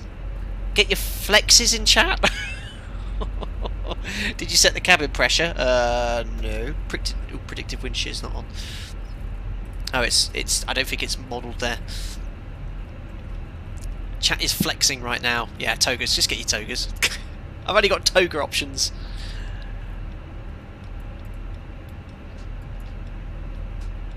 Not. Oh, you just can't teach that. Right, should we do it, guys? All looking good. Enjoy the sounds. Enjoy the experience of the Fenix, and I'm sure you'll be trying to see how it's all working there. I'll do my best to Airbus. My best. Okay. Wow, 1,500 people almost watching. Cheers, guys. Let's do it. So timer. Let's go here. Reset first. It's from when the sim started. Run. Let's do it. 50%.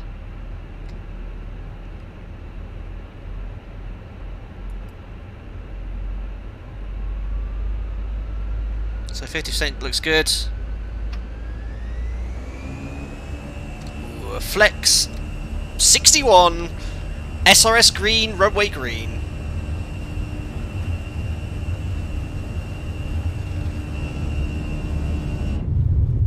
I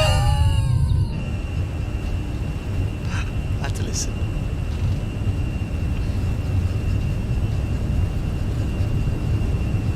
V1, rotate. Airborne. Pause ready climb, gears up. Oh wait, I don't need to trim. Wait for 800 feet. He's commanding a turn. There's 800 left turn.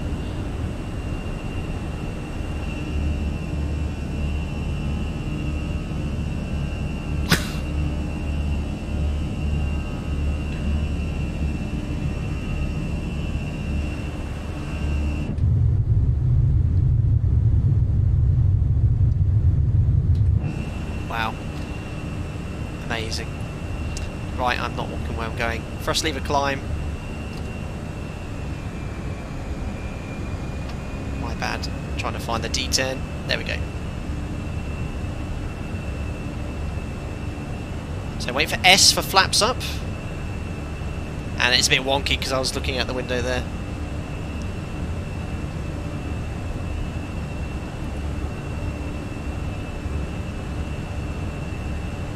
Okay, flaps up. Set standard. Passing 3-5, flight level 70. I'm not even touching the joystick CWS, look, it just holds it because it's an Airbus. Love it. Well, I don't. But it is cool. Right, disarm. This is just like CWS, isn't it? Just hold it, let go, boom. We're Airbussing. Absolutely awesome.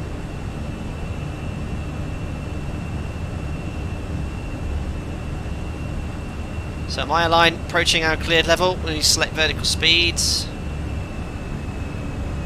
2,000 feet per minute. Oh, that sound is superb. Probably not quite as loud as this in the cockpit, but still, I don't think we really care.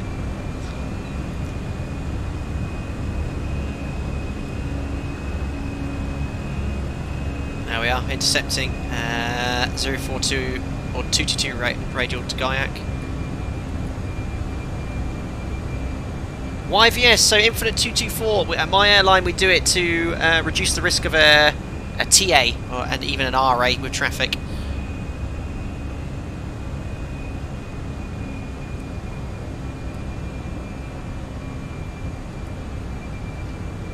Oh, it's just CWS. You just leave it. And it just in the 7.3. It's a big Seneca.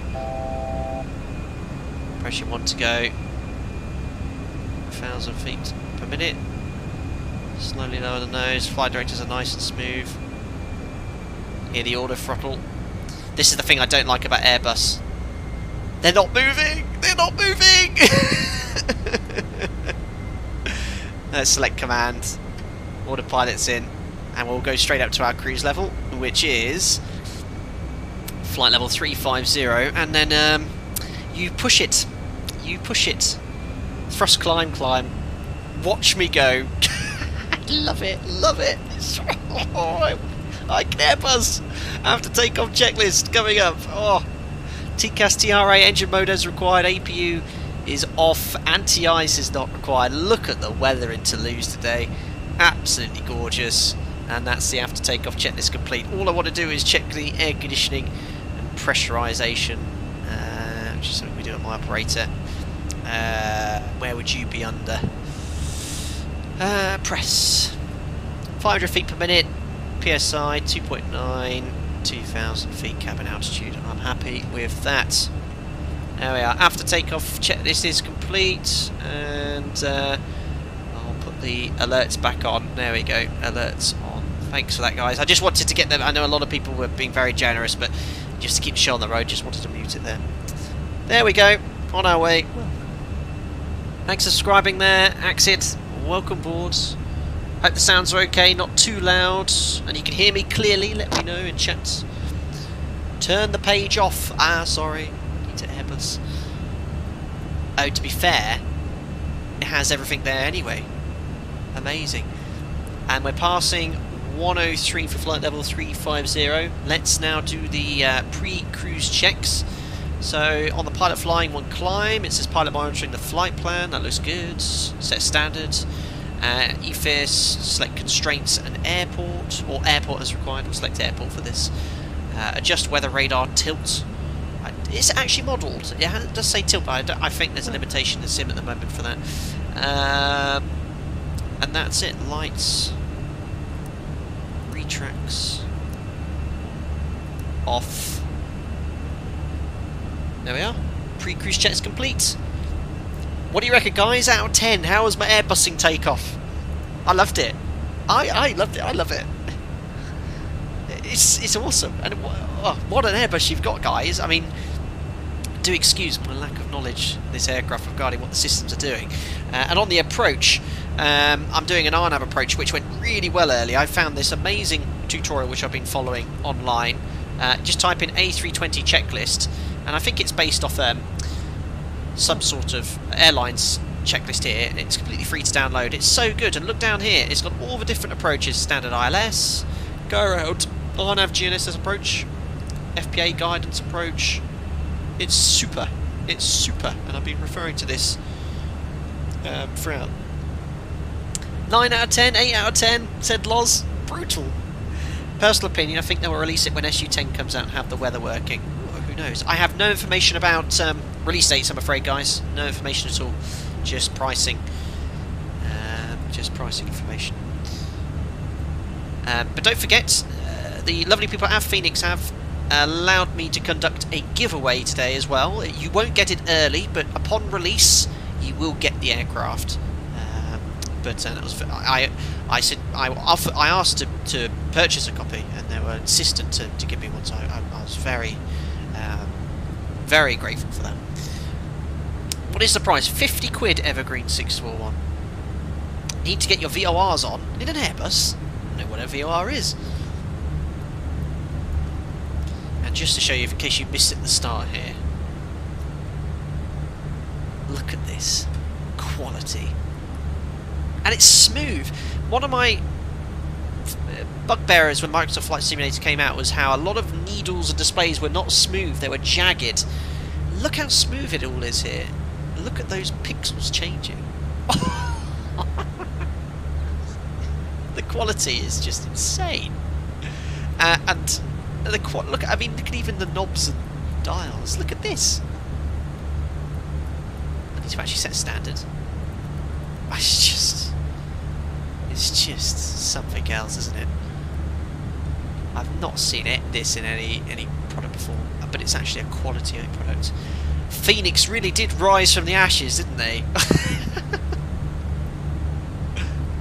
Oh, it's just so satisfying. It looks amazing. I need to get V1 Sims or 320 Sim Pilot to stream here so they can actually give me a bit of a crash course on this aircraft. Hopefully not too literally. But yeah, amazing. I am Paris, thanks to 25 members, buddy. You're giving me some good bites for an I Love Airbus compilation there, sir. I don't believe it. We're gonna have 2 there, and you can put lots of pink filters on and love hearts. Ridiculous. Thanks, Ian. Thanks for the continued support. Cheers, Ben Matthews, as well. Hope you're doing well, buddy.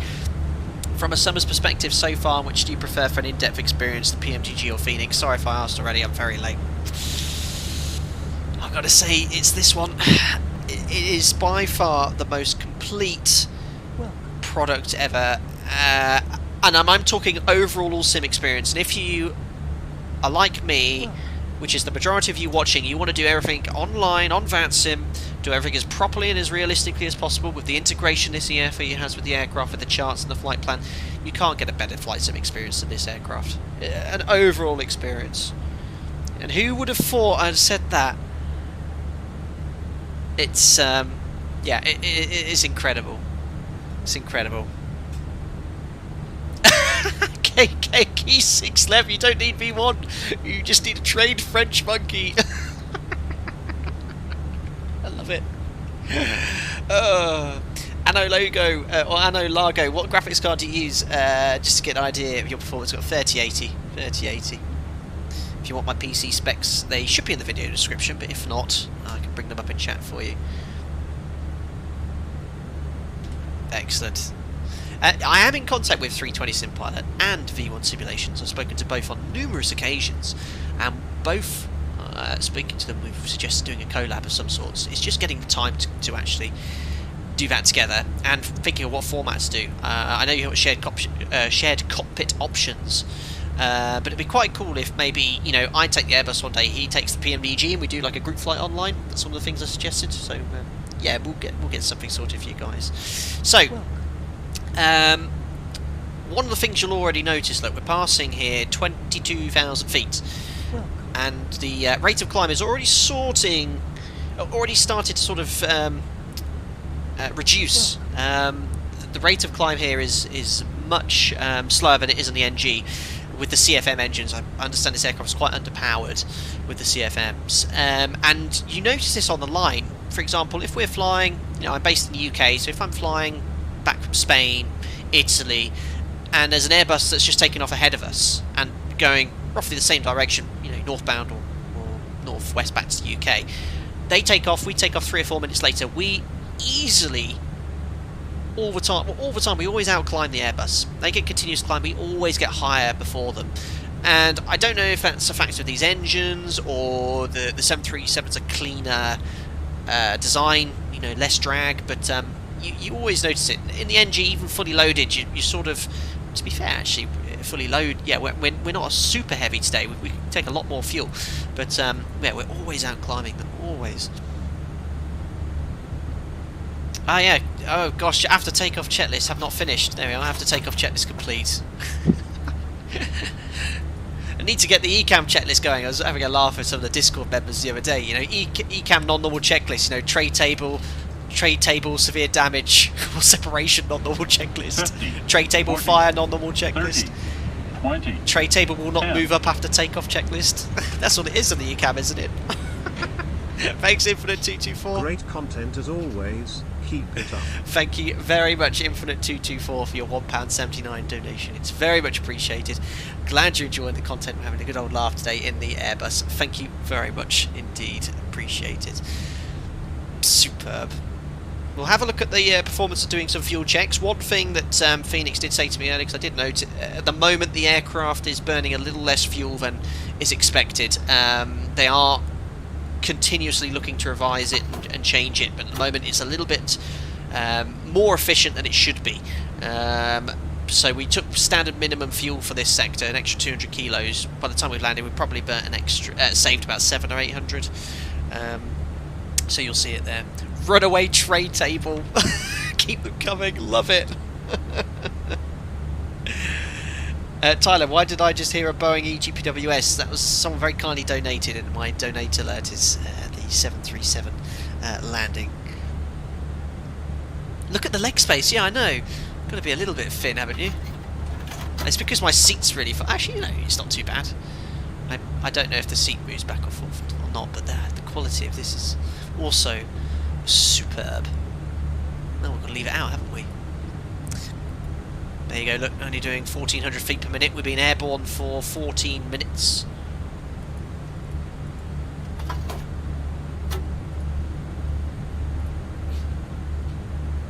Unreliable tray table. Where's my little aircraft logo? Oh, I think I've already passed the Molo, that's why.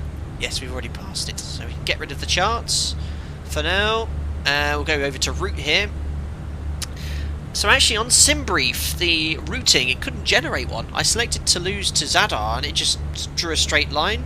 I don't know why, I think it's just a selection of airways. So all I did, I selected Zagreb, the capital, and chose that routing, except I just broke off here towards the start.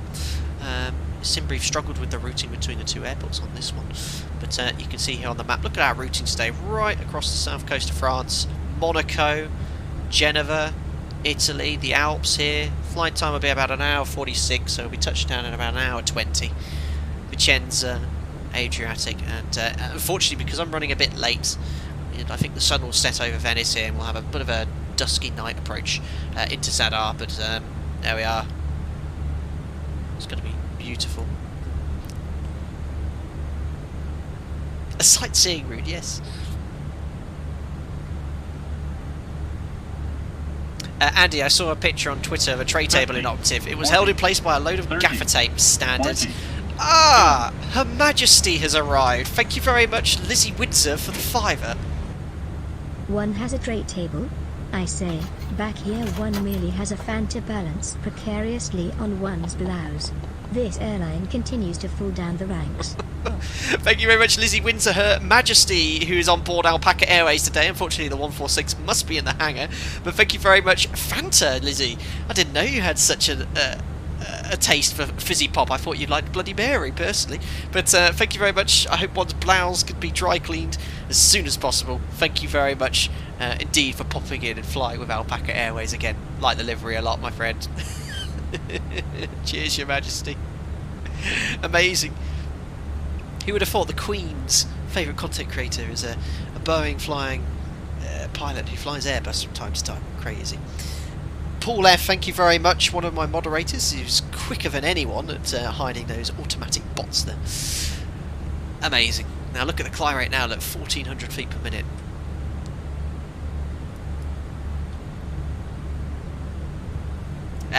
Children, lovely stream as always. Flying deck sim aircraft seems great, seems amazing. Thank you very much indeed. Can you show us the sun visors? You sure can. Actually, if anyone here has been watching any of the other people streaming the Fenix, I know you can bring up the side one, but I think you have to remove the iPad first. I couldn't work out how to do that.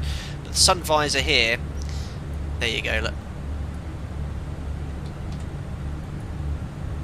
rusty brown colour. We have green on the 7.3. And over 1,500 people watching. That's crazy. Yeah, that's super. Sort of quite cool that we're flying a dusk flight as well.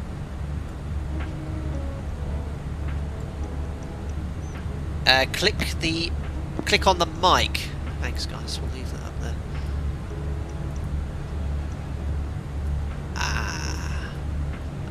There we go. Oh, you got that deep hum as well. But there you are. There's the sun visors. Super touch, such a super touch. And look, you can't see. Look at that. It actually works. So you're looking out there, you can't see much detail, but looking through the sun visor, you can. Set standard on tray table. What an add-on! Absolutely crazy.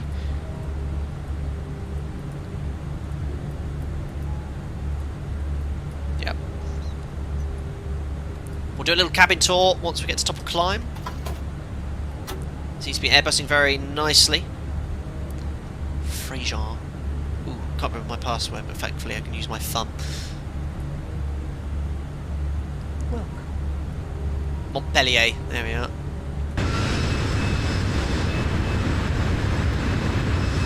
Look at the shadow of the vertical stabiliser on the fuselage as well. There's Montpellier. I know you can't hear me.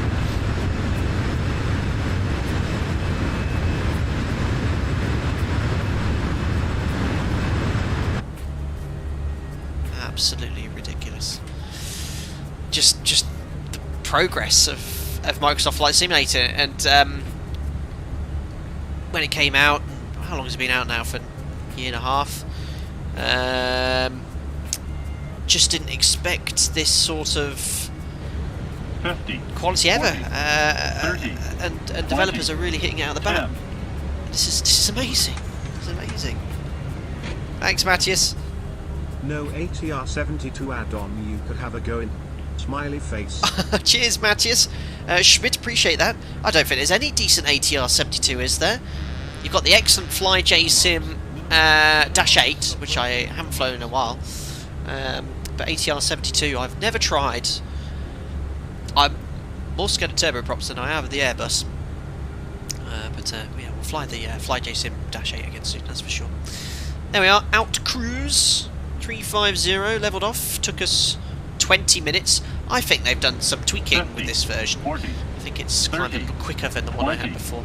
10. Thank you very much, Astro Trucker, for the $5 as well. Very kind of you. And no comment at all. I love your your picture. You have a black face mask on with colours in the background. Wonderful. Thank you very much for your kind gesture there. Appreciate it, buddy. Alpaca Railways. Yeah, it's been a while since we've streamed on the other channel. Airline Pilot Plays. Did some train sim on there. We'll do some soon. Level of immersion is superb. Superb. Now, I actually do have some of the things that I have researched and asked the devs about. Some of the features they have on this aircraft here. There we are. So one of the things that one of the devs, Amar, who hopefully will, Amy, I think his name is, I've probably butchered that here, hopefully will pop in during the stream at some point, maybe answer some questions for you guys. Now, talking about the engines, have been built completely from scratch, and they had to basically simulate everything externally from spool logic, the engine start, EGT. They're investigating still things here, and with fuel flow, they've found a few edge cases, they said, where it's just a little bit too efficient, but they're constantly updating and changing it, so it's going to be very close to what you get on final here. But I was asking about some of the things that are modelled, and he was saying basically I think 200 of the circuit breakers are modelled, with more to come. There's a little monitor look so you can look outside, and this is one of the mods saying to me, if you pull the APU fuel circuit breaker, it will cause the APU starter motor to spool up, the igniters to kick in, but then after 15 seconds it'll spool back down to avoid wear on the start overheating like it would in a real aircraft. The flaps will shake depending on G-loading, wing turbulence, all the sun visors, blinds work, and with more features to come as well. Crazy. Lights still extended, are they, Mozoto? I think I retracted them. Oh, I just forgot to turn off the turn-off lights though. Good spot there, sir. Please fire on the terrain radar when around the Alps. Yeah, a little bit south of there, but yeah, certainly when we get closer. I don't think we're going to get too close. Actually, we're going to be quite far south of it, just following the coastline. Next is Marseille, and then Monaco. Look at that routing, though.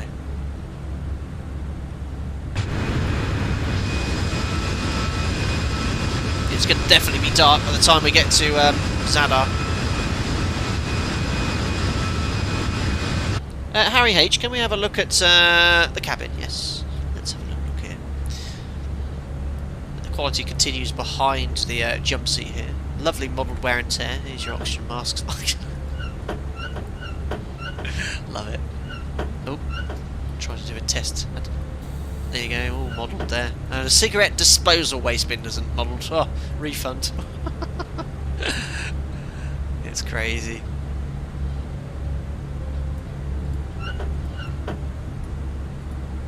Don't know if this one pops down. Probably does. I just don't know the click spot. Let's have a little look in the cabin. There are baby changing facilities. Let's get that hum. It's great. Window blind must be open during takeoff. Oh, I don't want to start messing around here. It shouldn't open, but you never know in a desktop sim. But listen to the sounds. Let me just crank this up. Turn the music off as well. Hold on. Just close your eyes for a second. Very good indeed. I mean, look at the quality.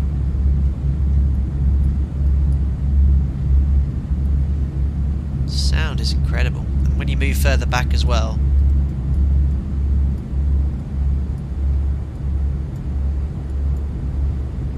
it's coming over the wing now.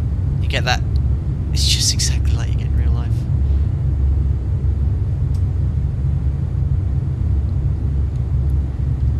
It looks. I mean, look at the seat as well.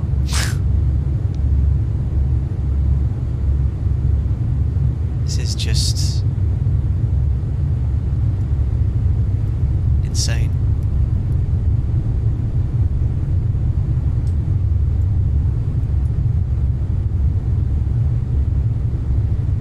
What a lovely day to go flying as well. There's a little bit of a lighting flicker there.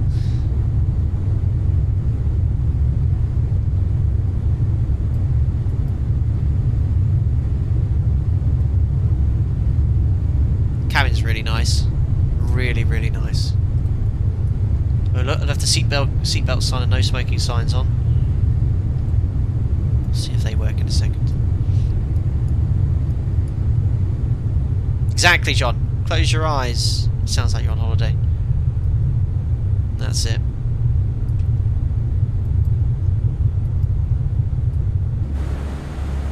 And then you get the airflow in the cockpit.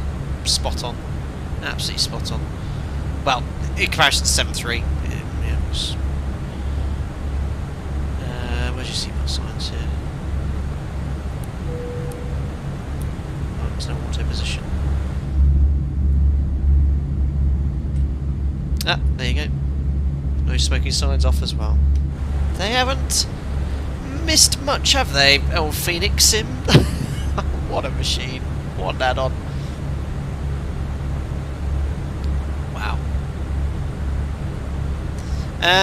Now, I don't know if there's any Airbus pilots here at the moment. V1 Sim, 320 Sim pilot. I don't know if he's popped in yet or was around. Or if there's any Airbus pilots here.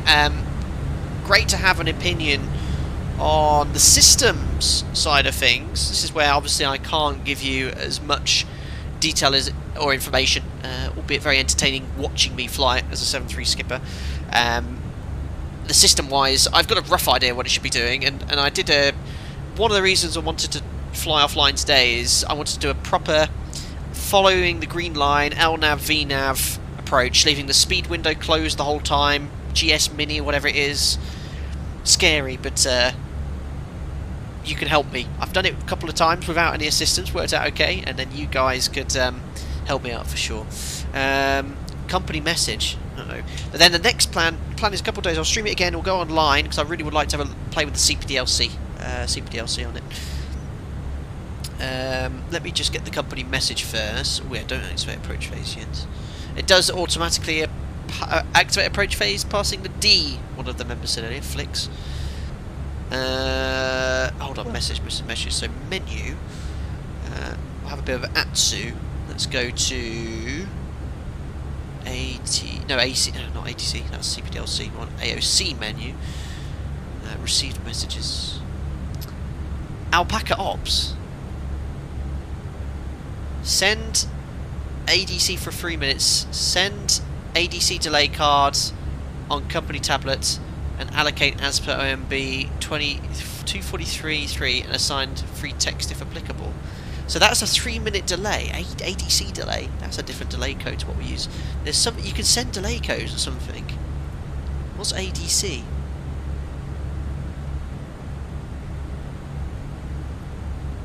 Alpaca Ops. I think if I was logged onto Hoppy on VATSIM, you can send messages to each other. See ADC delay card and company tablet and allocate as per ops manual probably and assign free text if applicable. So I think it's just wanting to me to assign a delay code. Okay, what is just crazy. After door close delay, alpaca deviation card. I'll go with that one, Brandon. You're fired. Said hungry for apples. After doors closed. See, at my operator, we use the ICAO delay code format, which is numbered from 1 to sort of 90 or 100. Beyond that, I don't think it goes beyond 100, and we just select the number. But how do I assign the delay code? That's crazy. Thanks for subscribing, Flying Mac, Ipu King. Welcome aboard, guys. Alpaca delay code, not after door close. Yeah, definitely that. Oh, that's crazy.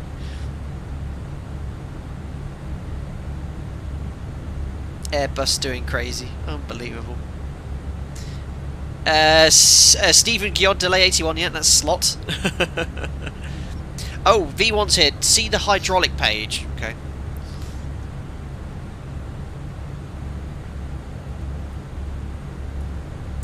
What can I tell you here? 3000 PSI. Green system seems to be a bit lower, but it's probably because it's holding the gear and flaps up. Blue is there and yellow is there.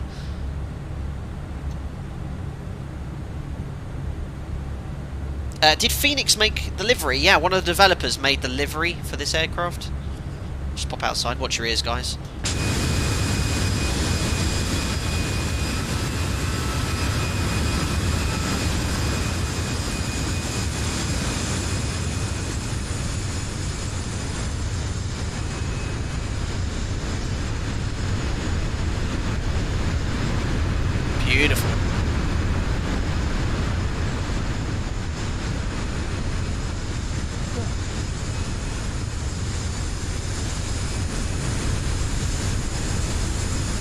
What's that on the Airbus? Oh, it's it's the cargo door hinge. I was wondering what on earth that was.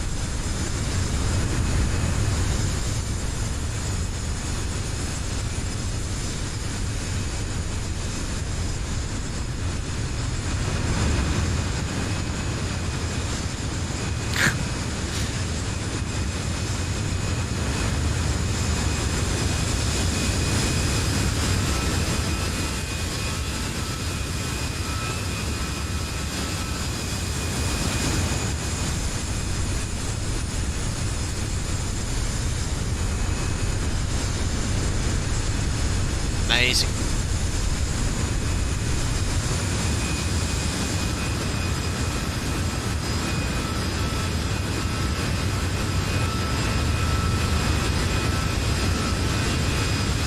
Wow. Superb. Very, very nice. Best sounds yet. V1, I don't know if you can see anything there that's useful. I'm trying to find him in the old chat here. That's all I need to know. 10 out of 10 systems lol. Simulated green pressure drop due to here gearing wheel well. Yeah, similar. I mean, the 7.3 obviously got 2 hydraulic systems, but the quantity's a little bit low because it's holding the gear up as well. It's pretty cool. I think it's yeah. As soon as you get your hands on it, guys, go check out V1 Sims. It will give you a very in-depth analysis of this aircraft. So I'm going to do a fuel check at Saint-Tropez.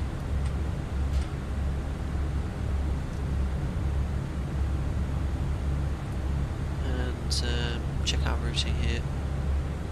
We're on the overhead Monaco. See if we can find the city and the racetrack. Try not to do a... Leclerc dinged an old Ferrari, didn't he, a few days ago? That wasn't too good.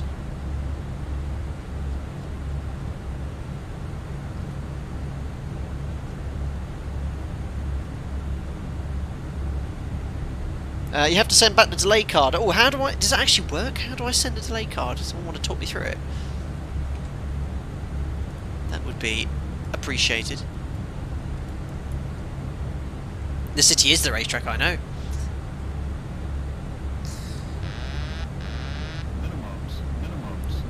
Thanks, Adam. 24 months, buddy. I used to live close to where you're flying now. Amazing, Adam. I don't know whereabouts, though. You're Monegasque? Or Saint Maxime? Toulon?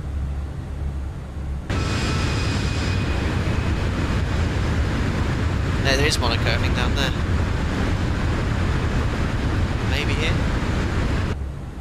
No, a little bit further up. Get your flight deck sim atlases out, ladies and gentlemen.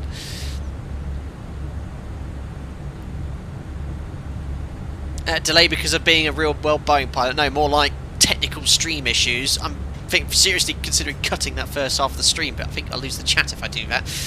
So I'll basically put a timestamp saying, yeah, this is where the stream starts. 20 minutes in. Oh dear. Oh, I'm so sorry about that. Go into the wheel well. Is that possible? Maybe in drone cam.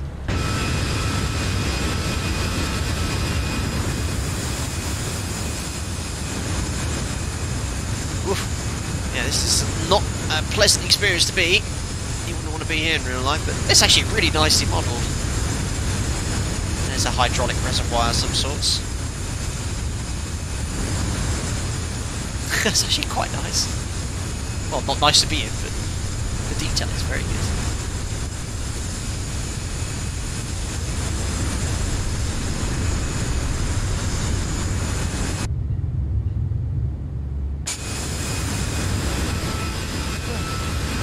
Even tighter in here. Yeah, no one inside. That's a good sign. Right, let's do that fuel check. So overhead Saint-Tropez. Grab the flight plan. Pressurised, no heating, very uncomfortable. God, are you talking from experience? Saint-Tropez should have been here after 35 minutes. It's saying 35. 5 tons of fuel on board. We've got 5.2. They've done something. They've definitely improved the fuel burn compared to my earlier load build. That is much, much better. Much better. 4954 should have burned 2.3. Let's select fuel here. So massively well done. 2.3. We burnt 2.130. I'd say the fuel burn is pretty much spot on now. The build I was using even earlier this morning was a test beta build, and then they updated to a final release build, and now the fuel burn is looking spot on. Like, I don't really know what's wrong with it. That was the only thing I could see. But even that looks great now. Oh yeah, Alpaca Airways reverting to an all Airbus fleet, skipper, said Fezzi.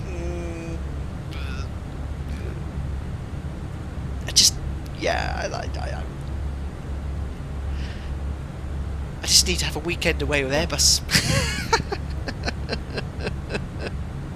Look into the cup holder. Isn't Chewy's face there? There you go, Chewy. I recognise this guy. I met this guy in Seattle for the Microsoft release. Quite funny, quite a funny chap. He is in your cup holder, Chewy. There. Final release build. Yeah, when I say final release build, I don't know if it's if there's going to be any more changes, but it's like the one that should be coming out or very similar. Maybe it's not final release build. It's probably just an update to the beta. That's my words. That is. No idea. Do you know if it comes with its own sim brief profile? I've just used the default A320 sim brief profile on sim brief, the sim pilot, but it seems to be very close now.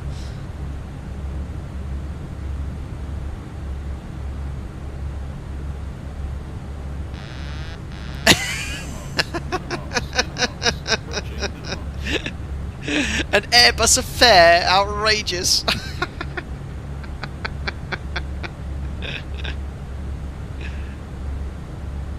That'd be so funny.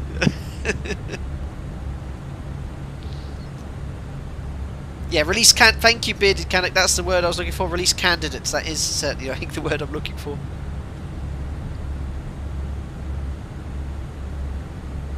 Yeah, right. Everyone's telling me to put the delay code in the thing. Let me work out how to do that. So, just check the routing as well. I just want to see Monaco. Look. Monaco should be just off the nose here. There's Nice Airport. So where is it in relation to Nice Airport? There's Nice. Just... yeah, that's Monaco here. There you go. I think that's Monaco there. Very cool. Does the rat work? Probably. I'm not testing it. Just look for the casino, says Anthony. Oh, yes. Hope you do well, my friend. Right, let's set... how do I do this delay code then? So, menu. Sue. AOC. ADC delay. Ooh. Right, we're 3 minutes late. What should we put the delay code down to? Simulator restart, I saw that one. Where's idiotic streamer doesn't know how to set up Streamlabs delay code? Delay of inbound flight, classic 93. Self-maneuvering stand, that's 80. And I know all the ICAO codes.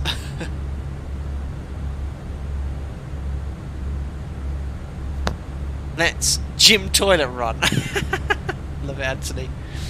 Let's go for sim. Let's go for sim restart. I did have to restart the sim ESM. So ESM, and it was 3 minutes, wasn't it? Send. There you go. So I've used ACARS to give them the reason for the delay. See if they respond. Ops responds. Yeah, ESM does seem okay. You did in fact have to restart Microsoft Flight Sim. I did because the audio stopped working.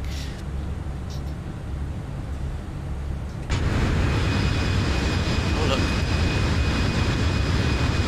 There's Monaco. Look, the sun's setting now, and obviously the shadows, the mountain has put Monaco in shade. 50, 40, 30, Beautiful. 20, 10, Thank you very much, Diogo, for your donation there, sir. Appreciate it. Captain, is that true that you are also a bimmer? Someone told me you drive a M3. Well, I wish. That is amazing.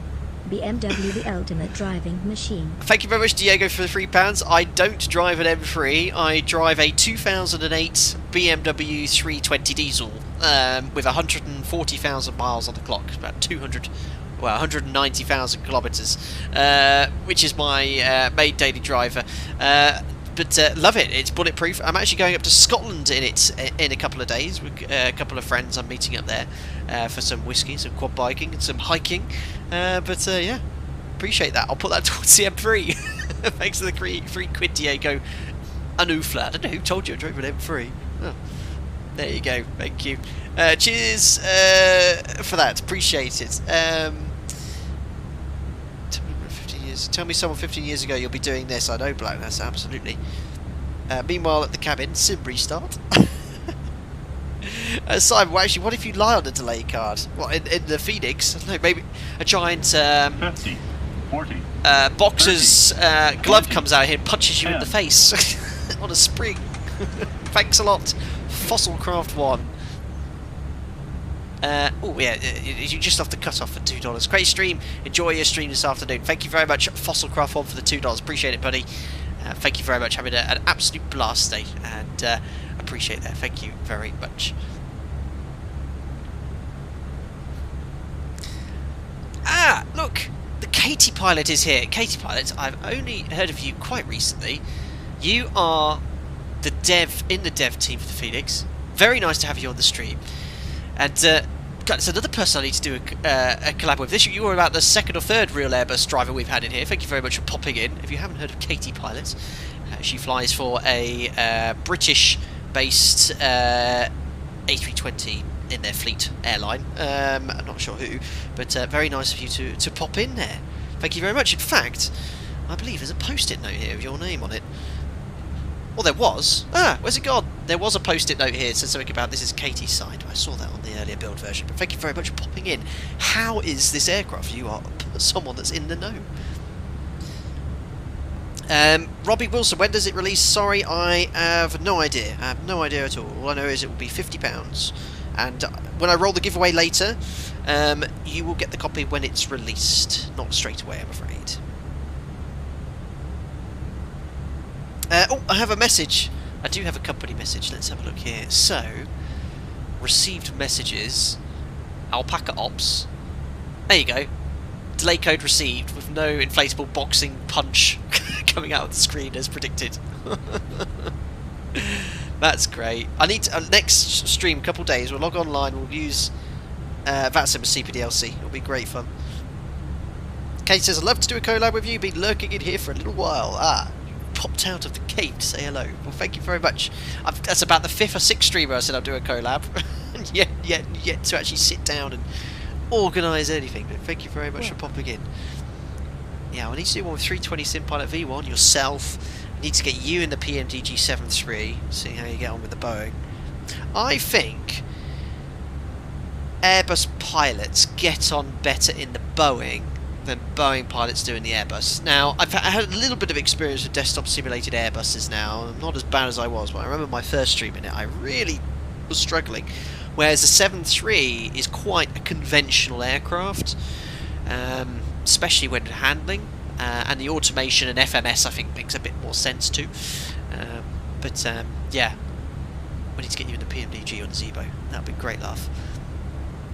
And I believe, yeah, Katie Pilot, I was talking to, I've been in communication with someone on the Phoenix dev team for years, I know them quite well now, and they said you are the person behind the EFB, so all this I think is actually Katie's work, which is amazing. It's by far the best interactive EFB I've ever used in any desktop sim. Very user friendly, great integration with Navigraph and the charts, superb.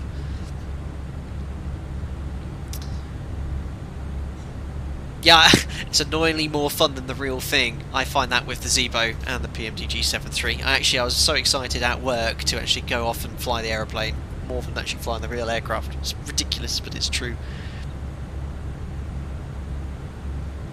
Desmond, are you a BT or Highland malt kind of drinker? I'm not a big whiskey drinker at all, to be honest. I wouldn't even know much difference between the two. I do like my spirits occasionally, but generally a rum drinker. But I'll have to see what's on offer. We're doing a whiskey tour on Saturday. Actually, to be honest, I learned to fly in the Zebo and immediately fell in love with Toulouse, but I'm not a real pilot. But the Toulouse I know is probably the best option Airbus you've got for X-plane. Well, I mean, this is really the only option, but the fly-by-wire A320 I know is well respected. I mean, I don't know how this is in comparison to it, but I understand they'll still be developing that aircraft in the future as well.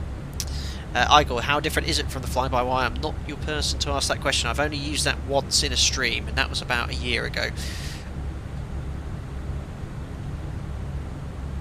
Katie, I've had many sleepless nights building that thing. Really appreciate your kind words. I mean, you're well beyond whatever I could ever achieve on a PC. I have no idea how to program and code anything, so that's amazing that you've done that. That's way beyond my skill set. Amazing.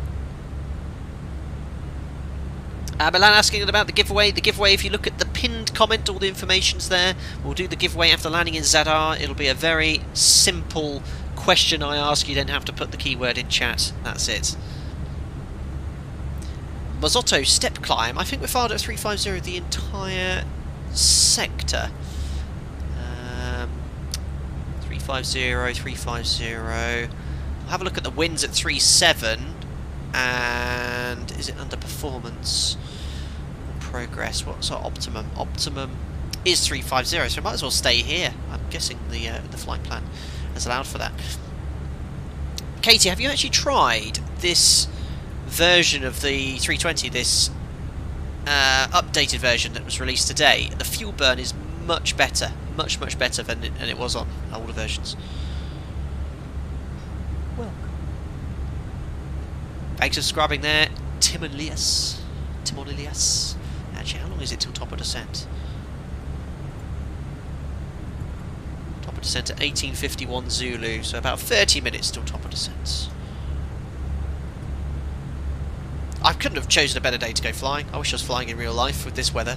Whenever I fly in real life, it's when the CBs are out, low visibility procedures, snow in the winter, thunderstorms in the summer. And then whenever I'm off streaming, it's always perfect weather. It's been, the last few streams, it's been really nice weather. It was a little bit windy for the Zebo, for the PMDG stress test sectors, but still pretty nice. Yeah, I think a couple of days' time I'll try and find somewhere with a bit of gnarly weather that'll be good fun to fly in.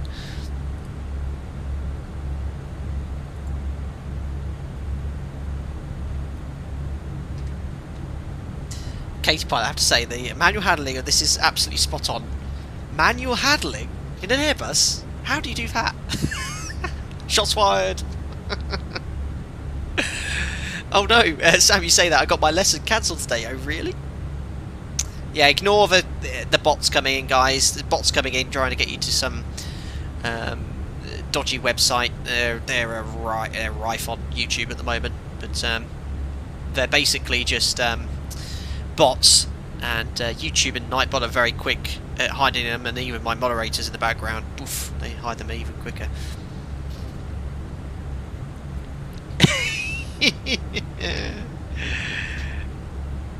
Those are some military-style comments. Yeah, Brandon, I need to get a new sticker for that one, don't I? I don't even mean to use the correct words. Yeah, definitely shots fired. Crikey! Yeah, as I was saying earlier, we were going through the tray table non-normal checklists earlier. Right, I better not mention any more before I get kicked off the dev team. There's Jennifer, just to the left-hand side. Ah, oh, there, look at that for looks, that's Jennifer. Never actually flown there before, but you can just see it off the left-hand side there. The rest of the routing right over northern Italy. It's just south of the Alps. Then Vicenza will be starting out top of the centre around there. Guys, I'm actually going to take this opportunity to have a little break. It's 21 minutes past. I'll come back at about 26 minutes past or so.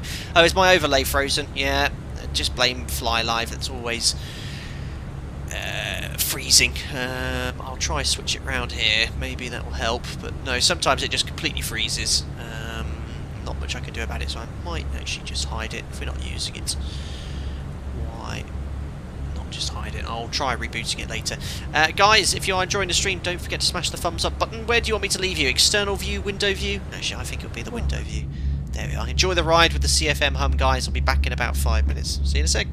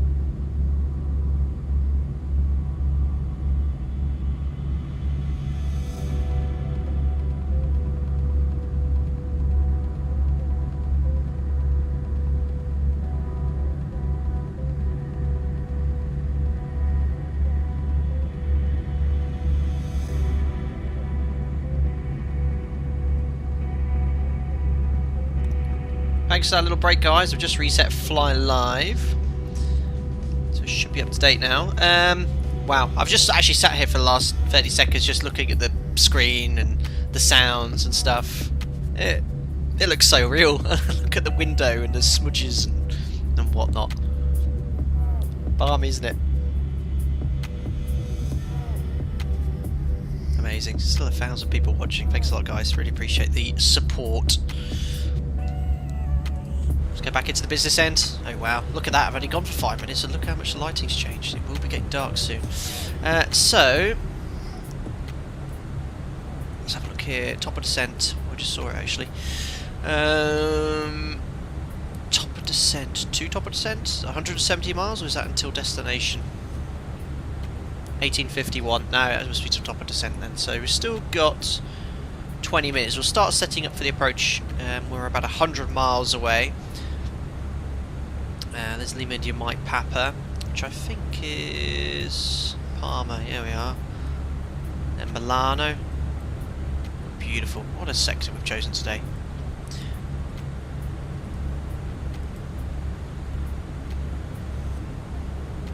Is this live time? Yeah, this is live time, live weather. You know me, well, for those of you who are familiar with my channel, when I'm streaming, I like to keep things running as realistic as possible. Live time, live weather. I'm not such a fan of changing time, changing weather.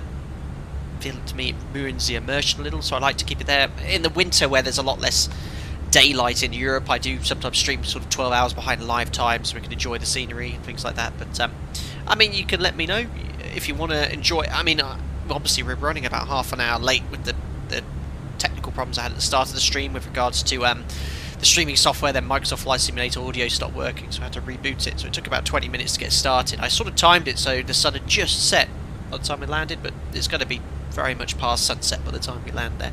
But I think we'll just leave it as it is. It looks quite cool at night, to be fair. Well, I think night lighting in the sim is amazing, and there should be enough light still. Should be still dusk.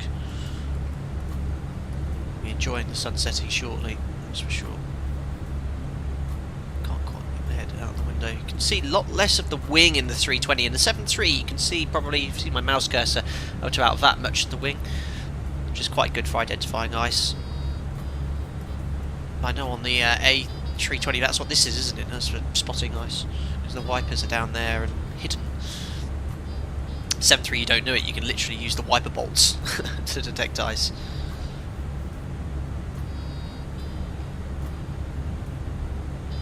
Simon, the guys at the Discord said it runs the same FPS as the default 320. Is this true in your experience? I've not flown the default 320 for a while, my friend. At the moment I'm getting 35 FPS. I am getting 35 FPS. It looks smooth enough though.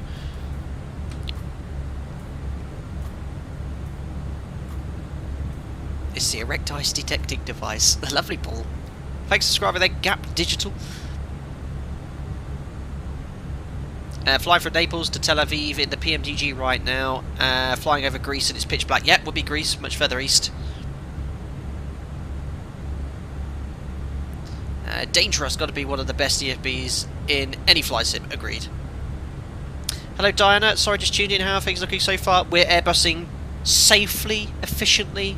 A few technical issues at the start associated my side with the stream, but the aircraft has been performing in an exemplary way. It's been a pleasure. I've had so much fun on this stream. Remember the 737's wings flop like a dead fish in comparison to the 320. Well, I think the wing flex is pretty similar. One of the things, the PMDG has this sort of wing flex which is sort of rapid up and down movement, and that's not that realistic. I'd rather they just had a static wing. Yeah, I mean, in conditions like this the wing is perfectly still.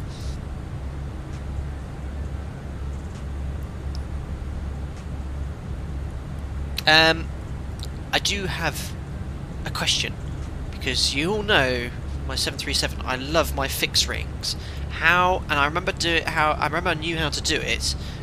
Well, I can't remember how to do it, but I know there's a way of doing it. How do you put fixed rings around a waypoint? I want to put some fixed rings around the runway, just for situation awareness. So we've got our runway point here.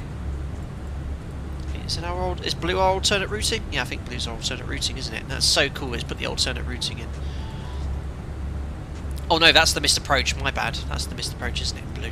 No, there's no alternate routing yet. So I select this and then flight plan page fix. So I do I press that? The other side maybe.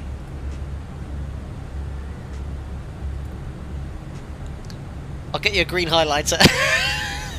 Cheers, Anthony. Line select, keep one left.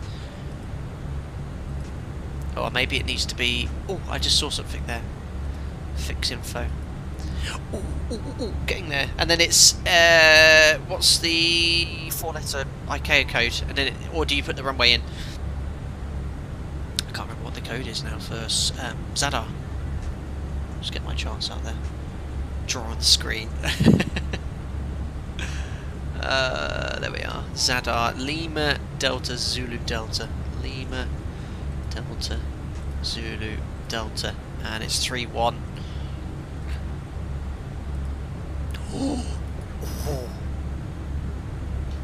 I like it. 10. Can I put another one in? No.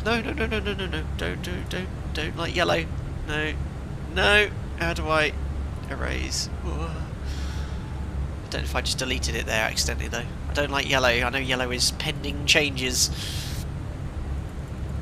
I think I accidentally deleted it now though, didn't I? Yes, so let's do that again. Fixing. I want to put more rings in. Well, 10. How do I put an additional ring in? Next one, you need to go to the next page. I am Airbussing. Lima Delta, Zulu Delta. Pain that you have to put the fix in twice though. Let's have 5 for configuration. Oh, yes, that is excellent. Love it. Nice. Airbussing equals now. Well done to me. Now we're cooking, I know. I'm having way too much fun in the Airbus, I know, but that's great because it just helps improve my situation awareness on the approach. So, flying this RNAV approach today via Anaco Rodgo, and I'm going to be letting it Airbus. I'm going to be Airbussing the whole way in. You know, managed mode. LNAV, VNAV the whole way. Slowing down at the D point. Oh no, so activate approach mode happens automatically after that. I know I need to select approach now on an RNAV approach. That allows me to set the missed approach altitude, because if you don't, it'll level off. Excellent. Andrea Frank, does the air table move? The air table... I'm losing the plot. Trade table move, yes it does.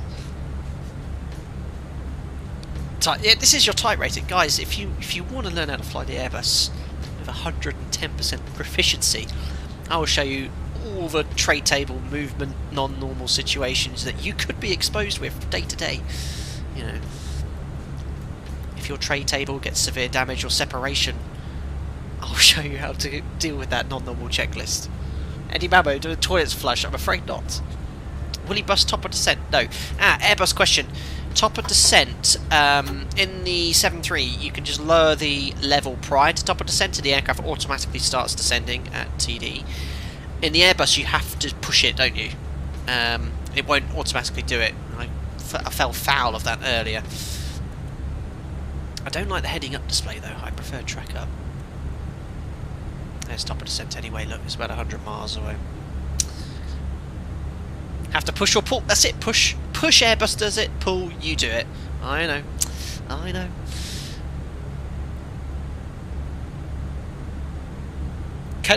I remember my first ever stream in the Airbus, the Toulouse A320, and all the chat was doing was going push, pull, push, push, pull. It was the most confusing thing ever.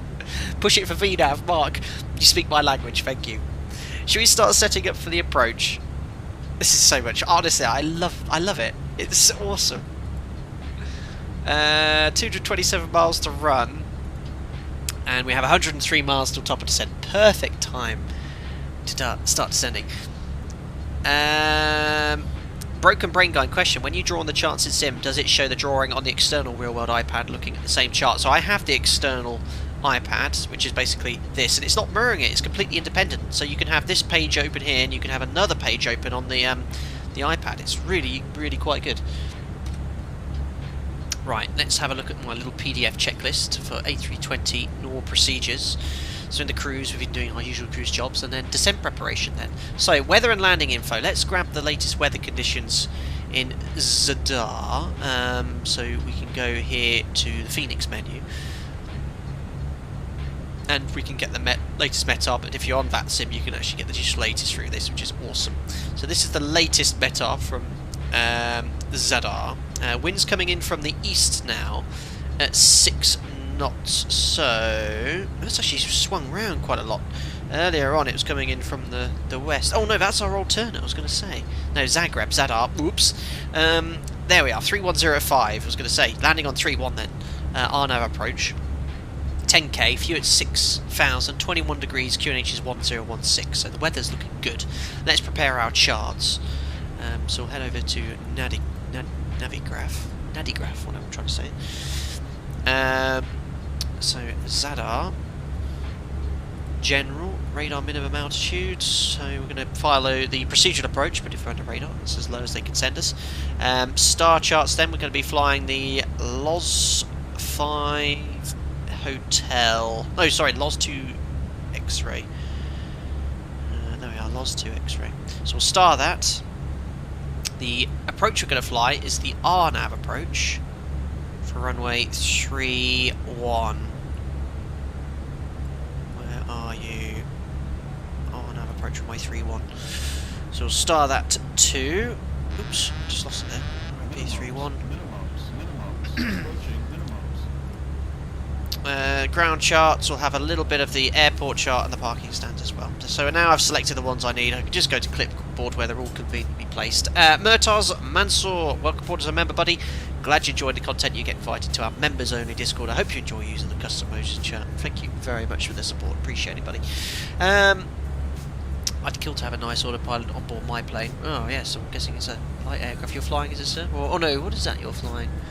I don't know, an ATR by the looks of it.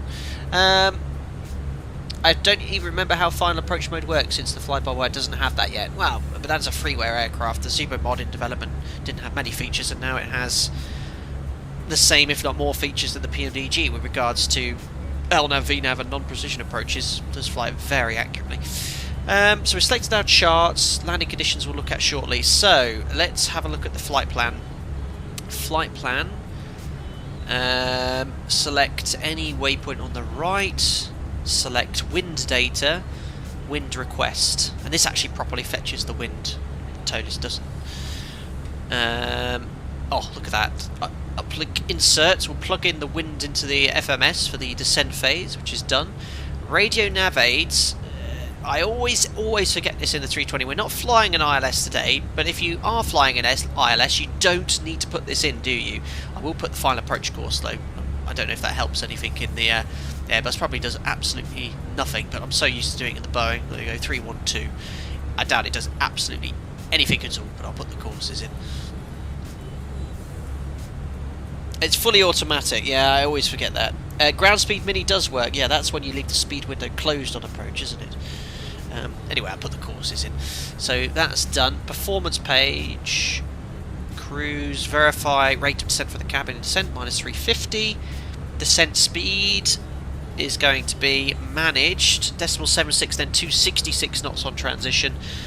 And we go to the approach phase now to start filling this in. So the QNH, we'll quickly grab here, was Zadar 1016.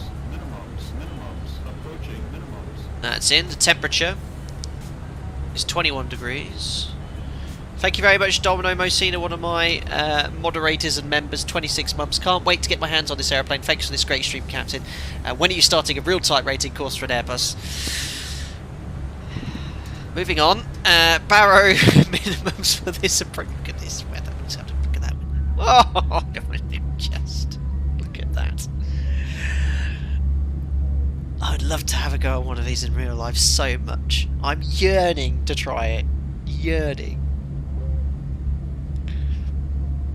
I'm meant to be setting up for the approach, but look at that. I know, Robert S.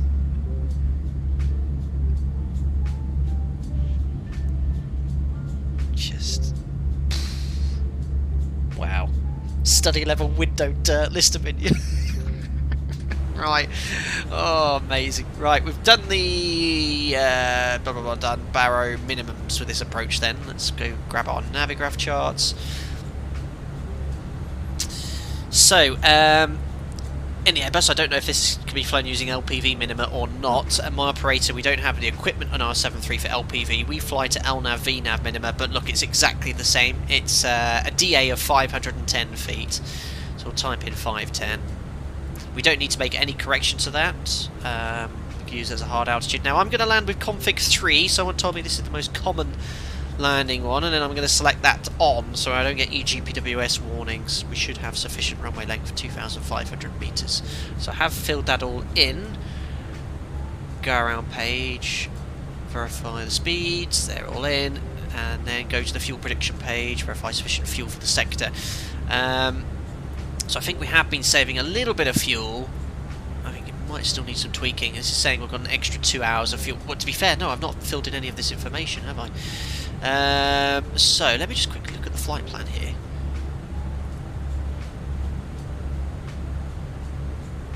I forgot to do this on the ground. My apologies for my lack of Airbusing.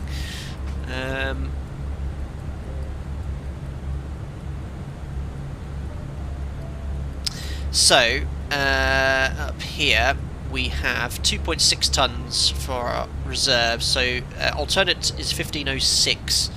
So 15. No, what did I do earlier? Mid-deciment, there's minimum on board. What did I do earlier? 1.6. That's it. So 2.6 is minimum destination fuel on board. That makes sense, that's our fin res, 2.6, that means on extra. Yeah, we've got an extra ton on board, we've saved about 28 minutes, so that makes sense. I'm Airbussing here. Oh, full flaps is the norm, my apologies. Flap 3 sometimes in the 319, almost never in the 320. Alright, that's what someone told me in Discord earlier. Landing flap 3 is off, I'll do a full flap landing then. Oh, I don't know. I'll just go back here to perf and I'll select full. There we are. Updated, flat full. Thanks guys, thanks guys. That's it. Before I've done it, I just need to brief it now.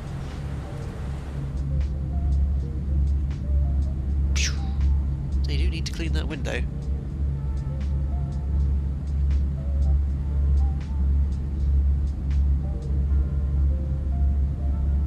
Live a little, flap free. And at the MDA for the RNAV, you have to disconnect the autopilot and the flight director, as the flight director will revert to basic information. Is that if I use the approach mode though, Robin K? I was told if you use the approach mode, you don't need to worry about doing that. If you use it in LNAV, VNAV mode, you do.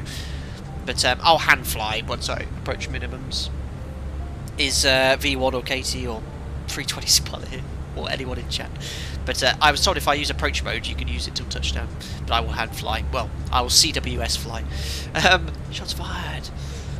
Right, we just need to step through the flight plan, really. Sorry. Ooh, no, I've already done that. So let's step through the arrival. Oh, it's so clean.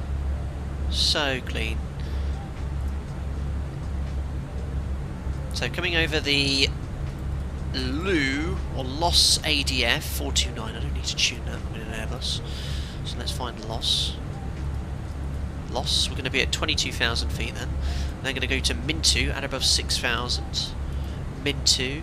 The stars restriction, so 6,000 feet above is coded in the FMC. From Min2 we're going to go to Acano, 5,000 feet or above. Acano, 6,200 but 5,000 feet or above. Then a decel point for the approach. Rodgo is on the extended centre line, 4,000 feet above. rod go, and I want to bring the speed back. Look, 236, so I'm going a bit too fast there. I'm going to put the speed to 200. Just want to slow down on final, temporarily insert, and I'm thinking it's going to do its thing now to help me do that, isn't it? There you are, 200 knots I've told it at rod go. And then onto the RNAV approach. From rod go, we're going to go to LFBO, which is the initial approach fix. We can then step down to 3,000 feet. LFBO 3,000. And then down to the runway point, 308. We'll pass the minimums prior to that. So it's all looking good. I'll use the approach mode. And I can turn the brightness down here as well, if I can remember how. I think it's settings. There we are. Much better now for night. There we are. I think we've covered everything except the landing performance, which is coming up. We're just approaching top of descent as well. I don't want to miss that. Oops, wrong. I was doing gyms there. Oh, we've still got 20 miles. That's just enough time for the landing performance there. So landing performance, this is, again, super special. Romulus, 31 months, buddy. Thank you very much. Wondering how long before Flight Data Sim starts pulling knobs in the 737. That's a great idea for an Instagram story, actually. I'll be like, after flying the Phoenix and then pushing the MCP button. I'll remember that for next week. I'm on annual leave at the moment. Brilliant. Thank you very much, Romulus. Hope you're doing well, my friend. Thank you for, well, nearly 3 years as a member now. Crazy. So, landing performance then. Again, an incredible feature. It's going to be dry. We're going to be landing on runway 31. We'll get the live weather. It's all in there. Landing weight. We'll see here. We've got 63 tons right now. Fuel predictions. So 3.6. We're going to land. Estimated fuel aboard 3.6. And we've got how much on board now? 3.9. So we're going to burn about as little as that. 3.6. 4. So we're going to burn about 400 kilos. It's saying. So I'll weight here. Probably burn a tad more, but I'll put 62.5 as the landing weight. So landing weight 62.5, 62.5, enter. We'll use, look how it changes, look. Auto brake medium, we'll use max reverse, you can see on a dry runway it makes no difference. Manual landing, flat full, auto throttle will be on. You could then add multiple failures, and these all affect your landing distance as they would do in real life. We have that option in the Boeing OPT, anti-ice systems, engine issues, reverser unlock and engine shutdown. And you can see, look, if I select one, look, anti-ice accretion, we'll tick that. There you go, max manual braking applied automatically. It's incredible. Really something. So we're going to go back to medium, 62.5, we've got no faults. And you can see, look, it's going to give us a distance of 1470, autothrust on. Yeah, I'm going to wait until retard. 1470. So where's our top of descent point? Oh, top of descent point's coming up here. Let's just get this quickly done. Airport. So we need to try and vacate at Bravo intersection here. 2,500, about 2,000 metres. So, going back to the performance, 2,000 metres is what we need. 1470, so let's try auto brake. Low. I'll go medium and I'll kick it out. I'll go medium and kick it out. Right, top of descent, ladies and gentlemen. I'm just going to set a random restriction in here. Or a level. Let's go down to 150. I'll push it. There we go, push. And we're going to descend at 1,000 feet per minute until it captures the profile. Quoting there. There we are. So that's done. Auto brake to medium.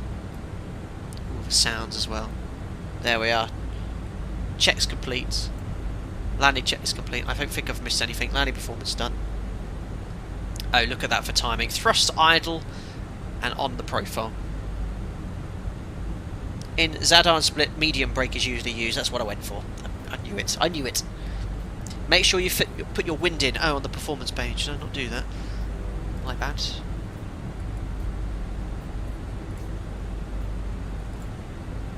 Ah, yeah. It's got. I think it's just using an earlier one, isn't it? 31085. Transition level's been updated automatically, I think, based on the actual transition level. Let's have a look. Actually, it does have. Ah, that's better.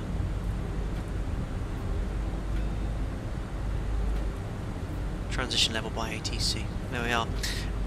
And that's it. We're going to Airbus all the way in using the autopilot and the different modes. Lighting is superb, absolutely superb. It's a good job their lights are already on because I've not been able to find the light controls. I think external lighting is here. Well, that's the dome lighting. Ooh, that's a bit too bright. Let's turn that off. Wouldn't have the dome light on in reality.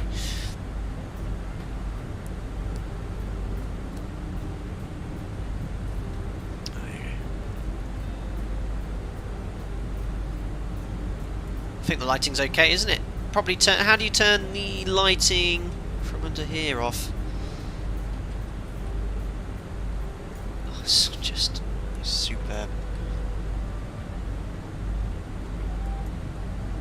I've not flown add-on like this. I've flown the Challenger 650 in X-Plane, and that probably has more going on behind it. I mean, they simulate things like GPS. I think their latest update is like GPS outages, like is simulated.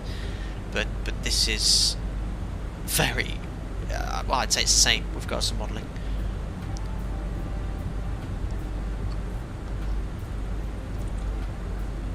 Right of the seat on the pedestal.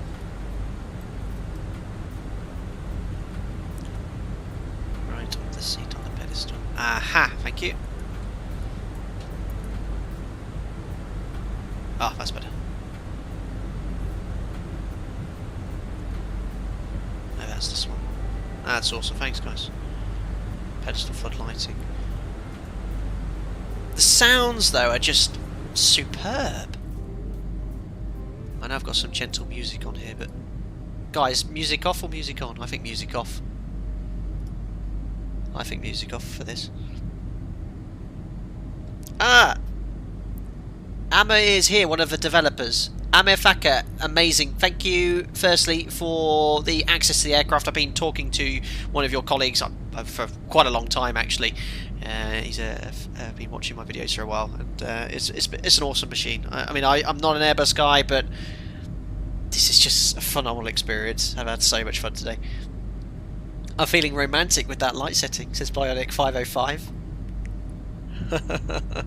Turn off cabin lights from the EFB. Yeah, actually, it is a little bit bright there. I don't know where the settings are for that.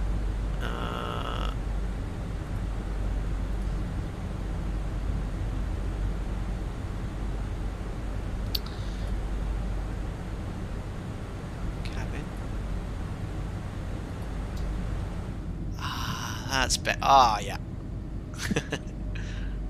It'd be a little brighter. Maybe there's a brightness setting, but that's much better.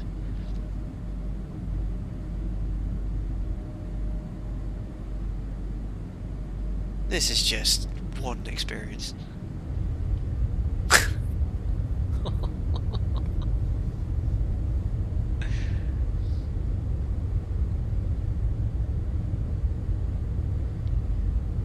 There you go, team level, I heard you coming.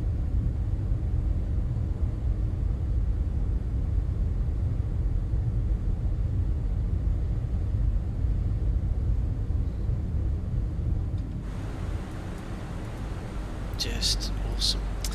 So it's thrust idle. This is the managed descent mode. So I don't like this big red emergency button. Tempting, but I'm not going to push it. We are. So I think it basically follows a sort of path, but it'll let the speed go within this zone. It will say drag required eventually, and it will add thrust as required as well. So keep an eye on it. There we are, approaching our star inbound to the lozenge ADF, or NDP, sorry.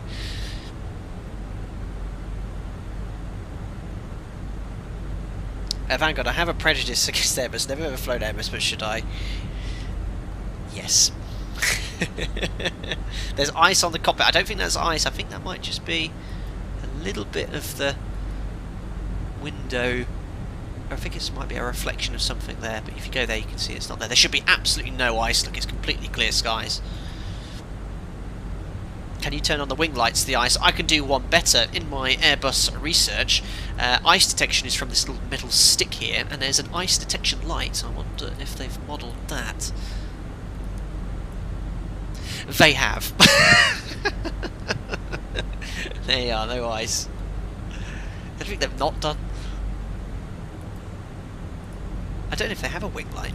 Do they? They do. Wing on.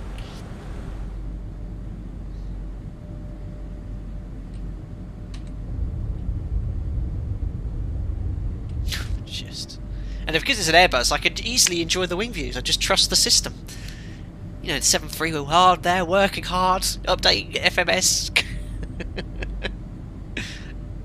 I'm so glad we didn't go crank the time back a little bit. I know the video description says we'll enjoy the beautiful coastline of Croatia, but nah, it was worth the delay.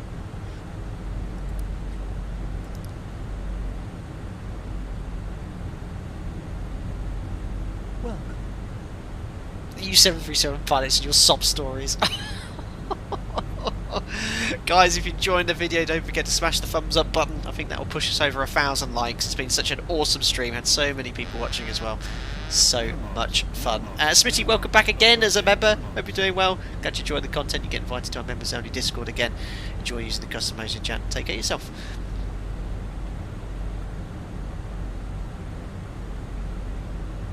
No, I'm not on the beta team, Farrow Bird. I wouldn't have a clue. I'd be no use. Absolutely useless. Oh, you forgot to turn on flight mode on your EFB. Oh yeah, whoops. And when we're doing auto lands, that's actually, it's not proven, but it could interfere with the systems there. Right, so we're past Min2. Our next minimum altitude is 5,000, so we'll set 5,000 feet now and set the QNH. How do you turn down the brightness of the MCP? Isn't that... don't worry, I am Airbus. QNH is 1016. There we are, QNH set. There we are, overhead, Min2.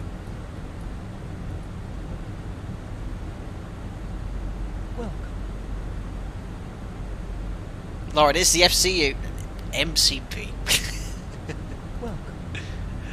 Thanks for subscribing, guys. Welcome aboard there. Lead Teeth, Jorma, Roberts, Team Level. Oh, I think it's just Streamlabs doing its catch-up thing there. Appreciate it, guys. Yeah, Phoenix, fancy making a 737?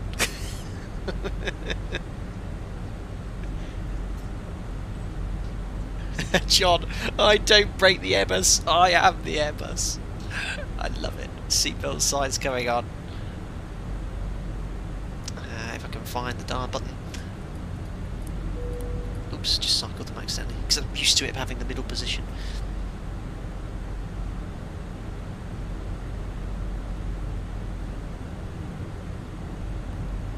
Beautiful.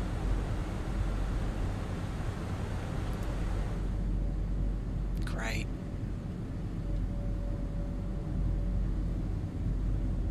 I think I can make the sim a little bit louder for you.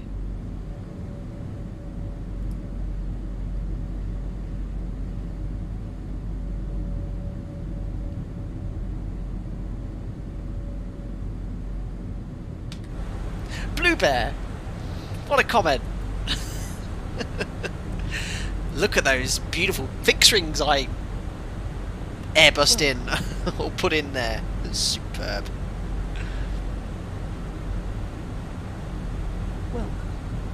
Wow, so many people subscribing. Thanks, guys. We're rolling up to 80,000. Don't forget, guys, if you're new to the channel as well, every time we reach a 10,000 subscriber milestone, we do a charity stream. You've helped me raise £7,500 so far on the channel, and we're going to do a special stream for 80,000 subs as well, which is we've been a huge increase in the last week or two with release of PMDG in this aircraft. And what a future we have for flight sim! Amazing. There is Zadar. I've got a lovely or beautiful Orbeck scenery installed. One of my partners very kindly allow me to download their scenery as I wish, so it'll look really good at night as well. Don't forget as well, we're doing a giveaway of this aircraft after landing. You won't get it straight away, but you'll get it upon release. When release is, I don't 100% know. Well, 100% do not know. But it's a gesture from from Fenix. They said, look, to all your subscribers, would like to give them a copy as well. So that's massive thanks for them as well for that. You didn't set the standby. I didn't, and it's on meters as well. How do I change that off? There's 1016, or does it just always have meters on? I have to show it again because we've got a lot of people watching here. Well, check out the pixels on the display here. And look at it change. Well, this is bonkers. Absolutely incredible.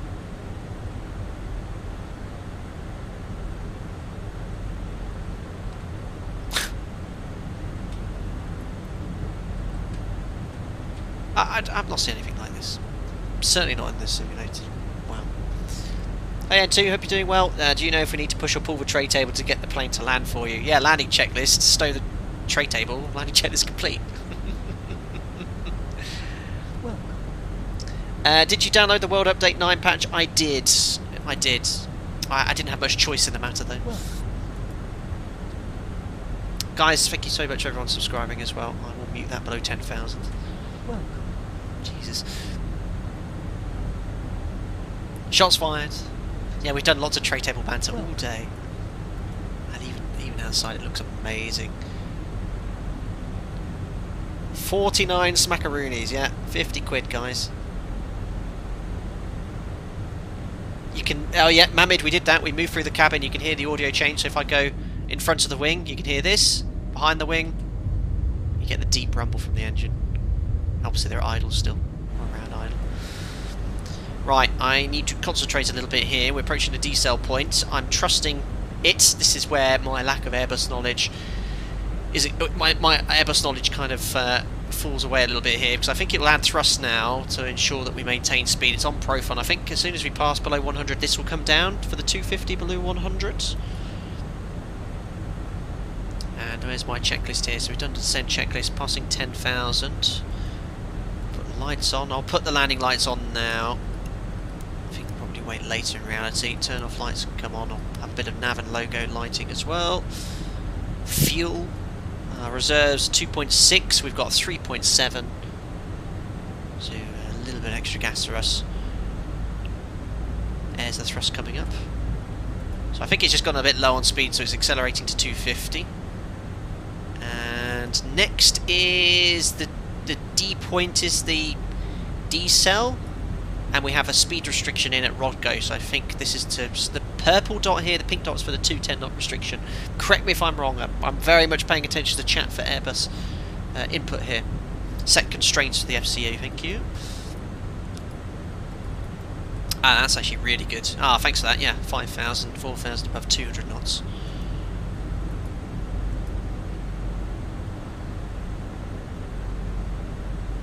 Oh, you're just changing the bulbs from nav 1 to 2. Oh, whoops. Sandeep, you don't fly the Airbus. The Airbus flies you. Absolutely. Right, I'm just going to mute the alerts, guys, because you're going, ooh, balmy. Appreciate it a lot, though, guys. Thank you.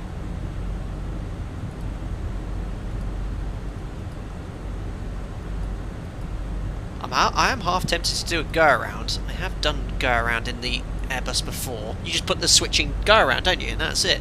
You can select localizer scales, even if you're flying.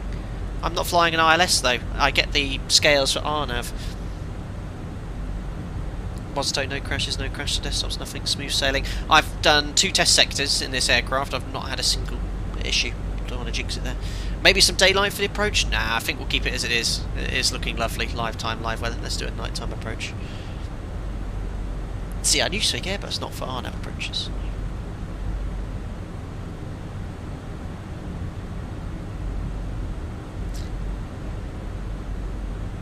Mamid, thank you very much for the 2 quid. I have just muted the alerts. Appreciate it. How was your day? It's been stupendous. It's been amazing. Flying this aeroplane with you guys watching. So much fun. Honestly, it's great. Appreciate it, buddy. So literally, a go around is thrust levers to go around and then retract the flaps. And the gear, obviously. We'll see. We'll see. Dennis, thanks for the 8 months, Captain. Lovely stream as usual. Do you know if the seat positions can be adjusted using the seat levers on the side or the armrest? I don't think so. No, but the armrest does come up and down. I have done that. Plunk. That clicks. That clicks. Anyway, I need to concentrate. Right, we're turning left here. I need to step down on the altitude as well to 4,000 feet at Rodgo.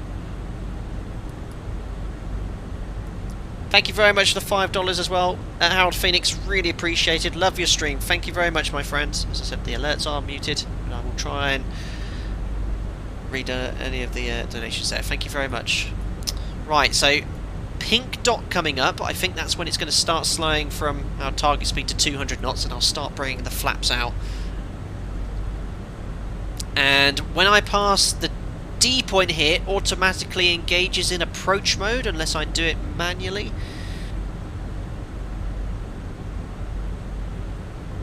Lauren, you no need to step down in the Airbus. You can set the lowest and it won't descend below a restriction. Oh, I understand, but it's just my airline's SOP is taking precedence here.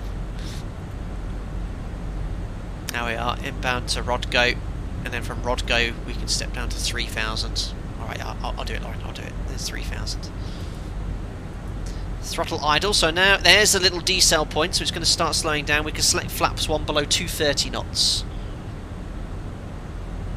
It said, yeah, it says on the guidance I'm following for the RNAV approach, only arm approach when it says final approach or something. I'll quickly get the thing up for me. Yeah, standard ILS, auto land, RNAV, GNSS approach, final approach guidance. There we go. So I'm going to select flaps now. Flap 1. Speed, okay. And now it's going to slow down to the another speed here. Oh yeah, I've told it to do 200 knots, that's why. You could just set the minimums. Well, with Airbus so far.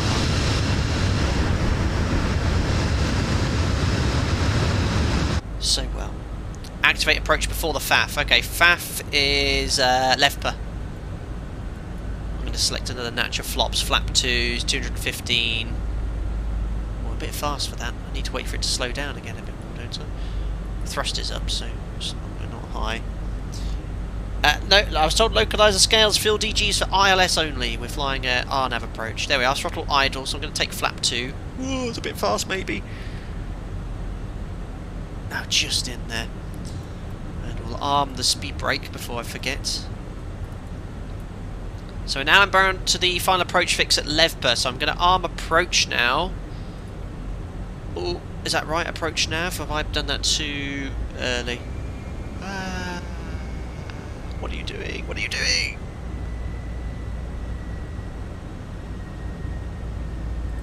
Right, I'm just going to deselect that because that's not doing what I said. So borrow. Right, now I'm going to set this to. I'll go to 100-foot increments. The minimums, which is 600 feet. There we go. Trust the approach is not active. Approach phase in FMC. Yeah, approach phase. Oh, hit approach phase. Oh, I'm waiting till I pass the D point there. Ah, there we go. Now I could arm it. Now I can arm it. Final approach. Yes, I did it. Now we are able to set the missed approach altitude. I'll just wait until we're below 3,000. Oh, this piece of cake. Flap 2. I'm going to take the gear down at 5 miles.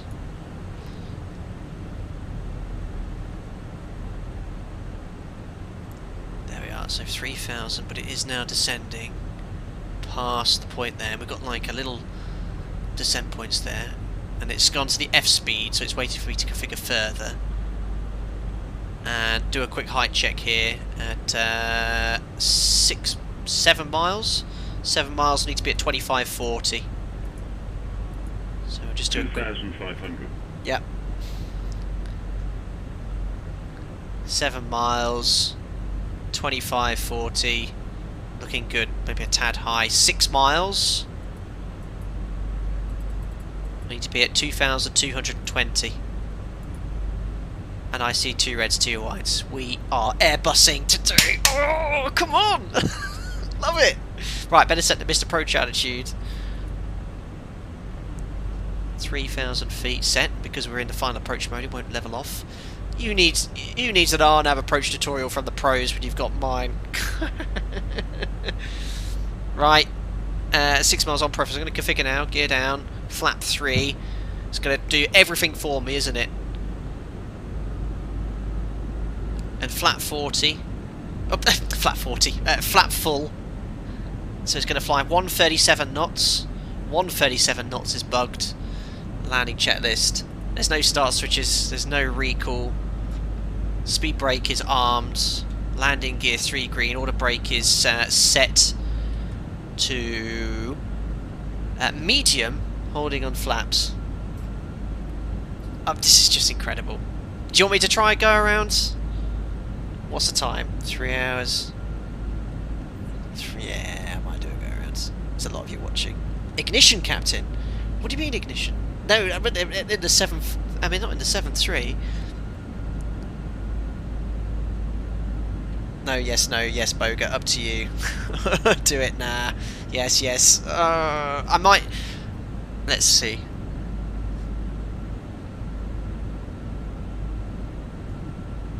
I'll tell you what, I'll do a Boga. Should I do a Boga? But I can't see the landing rate calculator, that's the problem. Touch and go. Disconnecting autopilot. There we are. It's so smooth. I've got 3 knot winds here. Alright. Let chat decide if it was butter. Yeah, but I can't. It's about a 5-second delay between chat and the stream. They're looking good here. I think I'll just do it. And I'm not. It's control wheel steering. I'm not flying. I'm manipulating a computer. 500. Still prefer the Boeing guys when it comes to this. So much more. Anyway, I'm going to practice go around. Where is the missed approach though? Or does that only activate on the go around? Do a poll. Anthony. Right, I'll go around at minimums. Minimum. Right, go around. Oh, there are Mantoga. Positive climb gears up. Is it Mantoga or should I be in some sort of flex toga? Oh, it's Airbussing. I've not had to do anything. Oh my goodness me. Where I even put the autopilot in. Go around track. Flap 3. Sorry.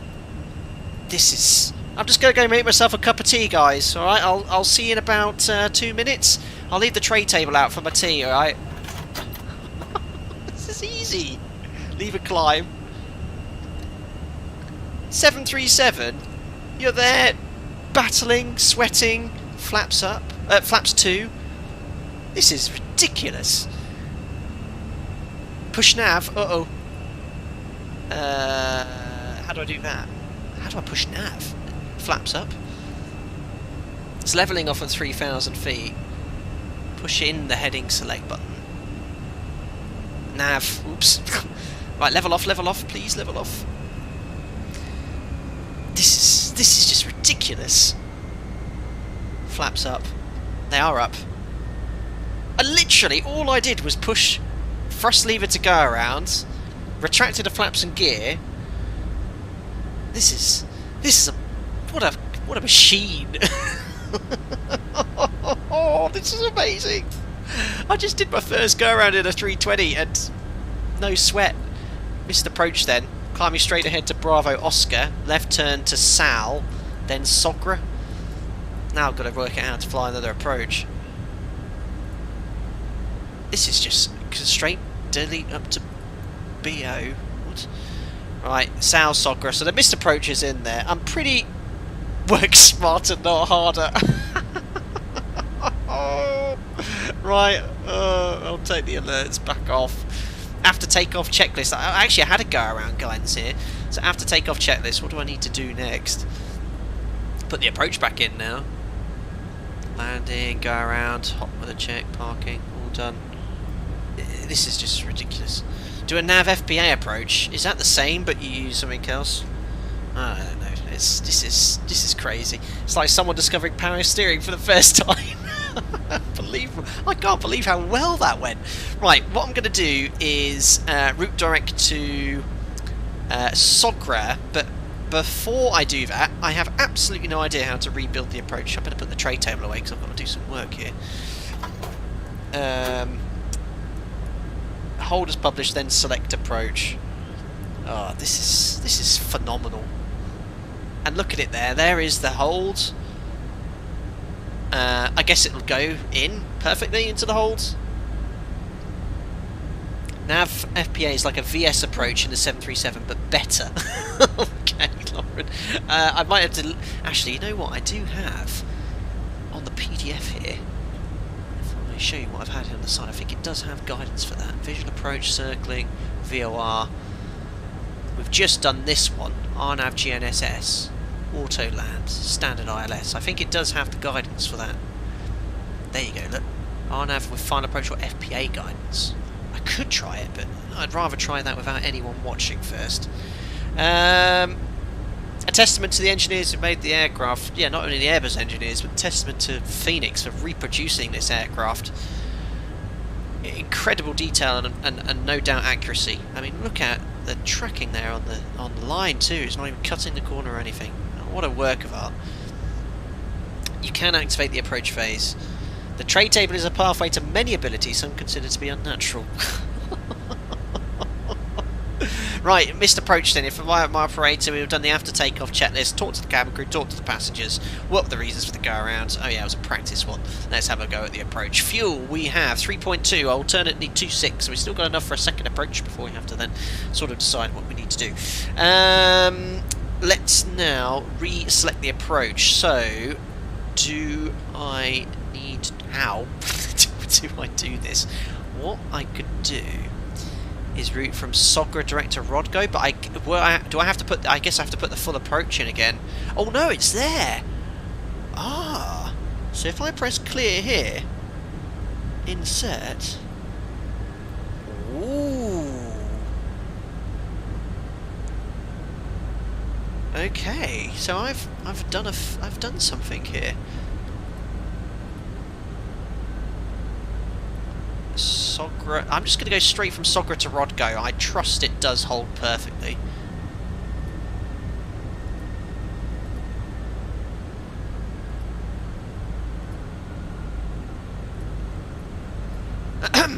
No problem. Just a piece of cake. Just a piece of cake.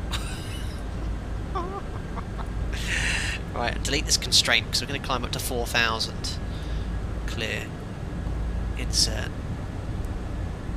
Oh, this is just going too well. I'm going to climb up to 4,000, which is the height of the initial point of base. Now, what happens if I push this now?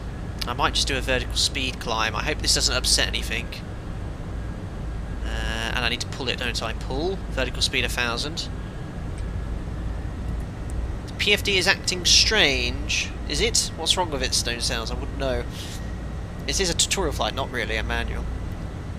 Okay, so he is so screwed. Wait until he is embarrassed. No problem at all. Piece of cake. So I'm going to climb to 4,000, and we're going to go via Rodgo again. Rodgo, but I actually want to go to Anako first. So if I put Anako manually, this is where I get a little bit stuck, guys. Because I can't do this, can I? I can't type it then line select key, can I? This is where my Boeing... Oh no, no, no, no, no, no, no, no, no. Okay. Cabin's 27 degrees, is it? No. Right, well there's 4,000. This is where I get a little bit stuck. Direct page, Anako. Ah! Okay, so I can literally type that in. Anako. Direct. Thank you.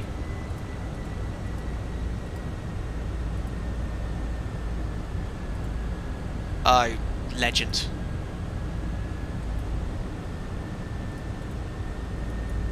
And I don't... Whoa, whoa, whoa. So I need to do something up. Mess this up again slightly. And Nako, get rid of Sogra. Clear. Insert. Oh. You can't teach it. Anako, then. Okay, I know it's 5,000. We'll imagine we're under radar minima. And we are able to maintain 4,000 feet. Look at the PFD reflecting underneath here as well. Check STS page. Normal. Nothing is wrong here. Air conditioning. It is 24, 25, 26, a little warm in the cabin. But no complaints here. Right, 210. We're doing the clean speed here. And do I need to do anything else? I think we're ready for another approach. If I push this in now, will it do some sort of... Oh no, right, okay. PFD and ND stuttering, is it? I think a lot of people are saying things... that it's not actually happening. Is the refresh rate bad?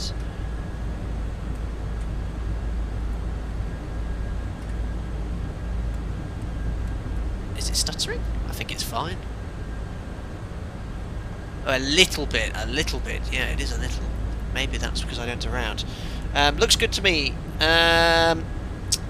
Looks good to me. Maybe. Well, remember, it's still not released, and if you look at the video description, you'll see my little disclaimer as well. So you'll see it isn't the final version there. There's a little bit there. Right, localizer scales. No, I don't need to do localizer scales. It's not an ILS. Go to performance page to activate approach phase. So I'm trying to look on here. See that's the new top of descent point there.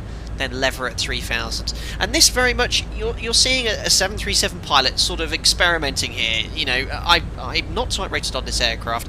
I'm very much hardwired and attuned to flying the Boeing.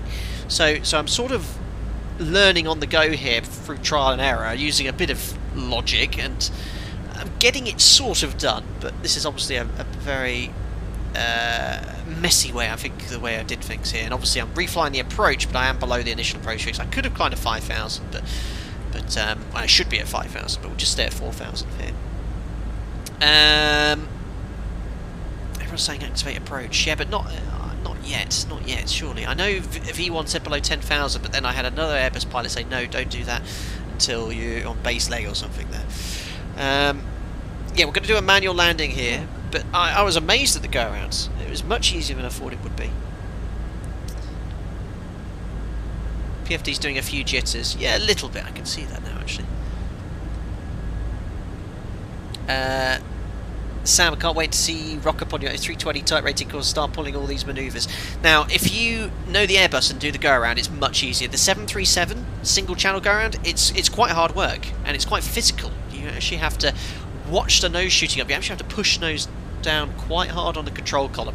It's a single channel go around. Obviously off a dual channel the autopilot will fly it, but on a single channel it's a manually flown big Seneca. It's much harder.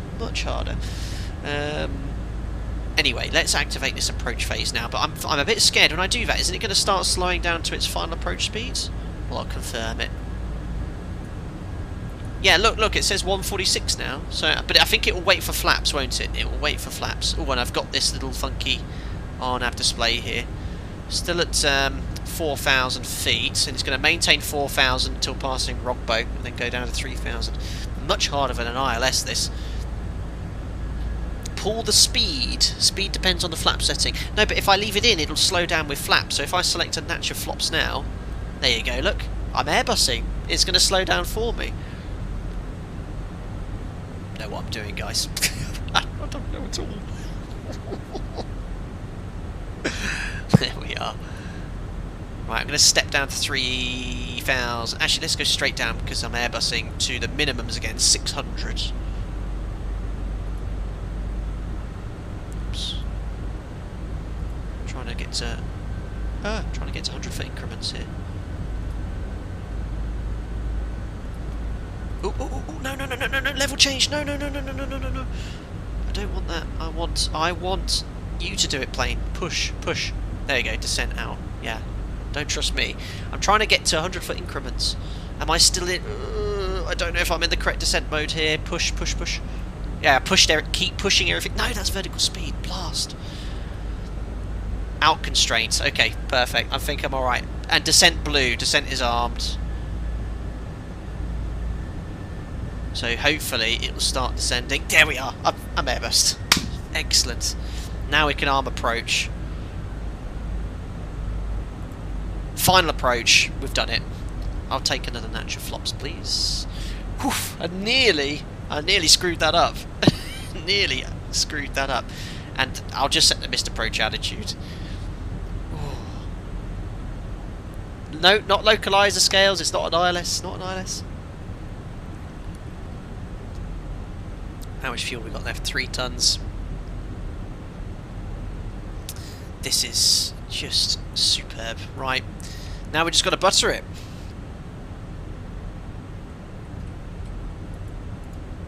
And it seems to be flying.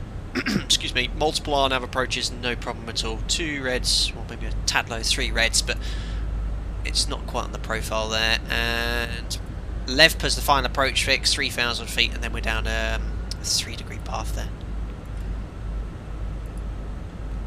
Tense, very tense. I don't have any replay add-ons, I'm afraid, guys.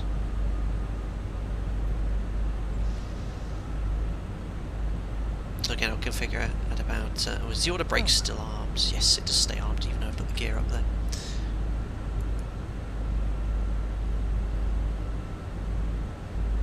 Looking good. Next flight you can land in the Hudson, no problem. 11 Charlie, and hit the approach button. I've done it. I've hit approach. Anyway, look at that. It won't descend below the final approach fix until it's past it. It's exactly the same in VNAV and the NG.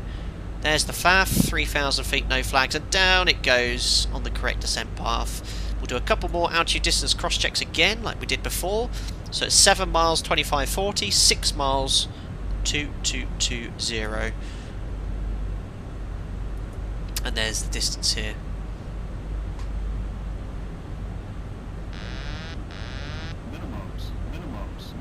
Welcome aboard. On board a rein, Vic.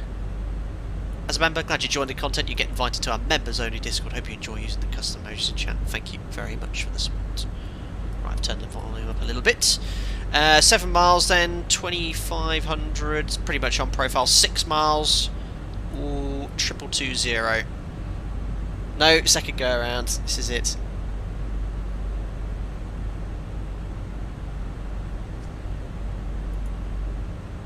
I can't believe that go around. It was much easier than I expected. So landing gear down and flaps to full's the checklist. So 6 miles, yeah, on profile. So let's configure again. Gear down, flaps to 3, and it's going to match the speed for me. And flaps to full. And it has this GS Mini, doesn't it, where it automatically changes the approach speed as the headwind changes. That is a superb feature. Where's the landing checklist? Go around, we've done landing checklist. So landing gear's down, signs on, no blue, cabin ready, spoilers armed, flaps set, landing checklist complete.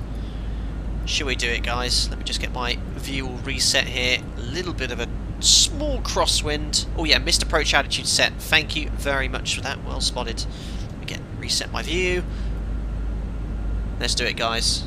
Wish me luck. And I'm going to wait until retard to close the thrust levers.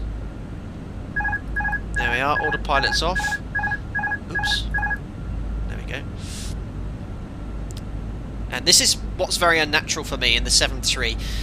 The A320 thrust levers do not move. You keep them in the climb detent, which I find very uncomfortable for even thinking about. In the 7.3, whatever the position of the thrust lever is, it's what the thrust is. What I don't understand is in quite dynamic conditions where you've got strong headwind or tailwind or gusts, in the 7.3 we often have to override the auto throttle because it doesn't react quick enough. In this you've got to trust that the auto throttle will add speed as required. Now I know you can disconnect the auto throttle, and I'd be really curious to know if Airbus guys do that in those conditions. But I will do it the full Airbus way. And look at the flight director guidance. I think, am I meant to turn the flight directors off? I think for an RNAV approach I can leave them on all the way with the approach mode engaged. Right, here we go. A little bit low, so I'm just going to pitch up. I'm going to look through the flight directors. There we are. Of course, I'm not hand flying, I'm manipulating a computer.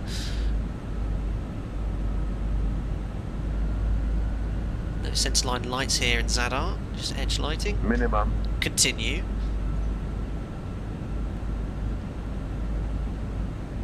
Oh, look at the lighting in the cockpit from the street lights. That's just ridiculous.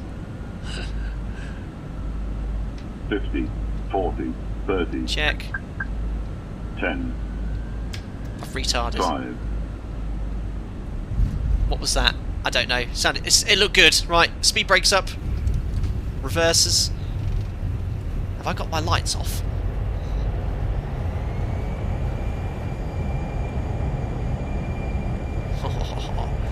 There we are. Manual braking. Ladies and gentlemen, welcome. It's very dark out. Did I forget to put my lights on? No, they are on. It's just very dim. Put a bit of runway turn-off lights on there as well. It's like the 737 lights on the old halogen lights. They're rubbish as well. We're down. Not bad. I think that was like a minus 100 or something. A 160 you're saying. Guys, superb. I'll take that. And we'll take the next left here. And we've stowed the reversers here. And that is where we plan to vacate at Bravo. There we are. Very narrow taxiway here, so we'll be a little bit careful. Nose light, thank you. I knew I'd forgotten to do something. That's better. Much better. I could have done with that during the flare. What an add-on. What an add-on. Yeah, absolutely incredible. There we are, vacated at Bravo. We'll take the next left here. Can't believe it, I can't believe it. And this is the lovely Orbeck scenery for Zadar, looking amazing at night with the taxi lighting here. There's the taxiway edge lighting. Better clean up here, haven't I? Flaps coming up. And I've already stowed the spoilers. Now retract them fully. Just make sure I stay on the taxiway. Get the APU started. Take the strobes to off. Landing lights we can retract. Radar off, PWS off, APU. Thank you. Weather radar coming off. PWS is already off. AP is already on its way. Look at that. Probably put that to taxi now.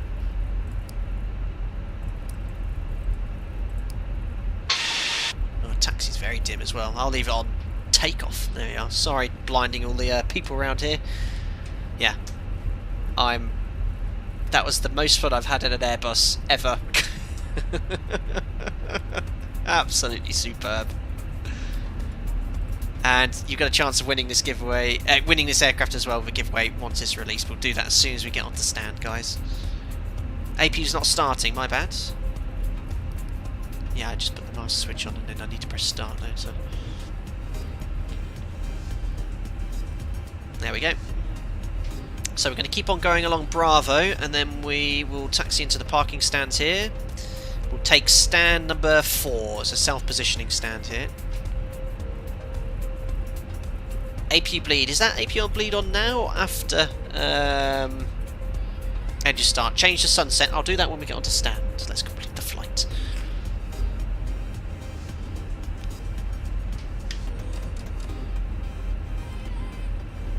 Interesting point. How do I actually turn off all the guidance there? Oh yeah, look, I've recycled the flight directors. That's the same as the 7.3. After APU start, got it. We're gonna have to get this 80k charity stream organised now, and I've got I'm actually going away for a few days. It could well be our next stream. There we are. The sounds are just superb. Did you notice on the final, about 300 feet, the illumination of the street lights in the cockpit as well? It's just, you can't get a closer experience. Can't see where I'm going, guys, sorry. Strobes, I think, are off. Yeah, strobes are off, just the beacon light flashing. TCAS is still on, thank you.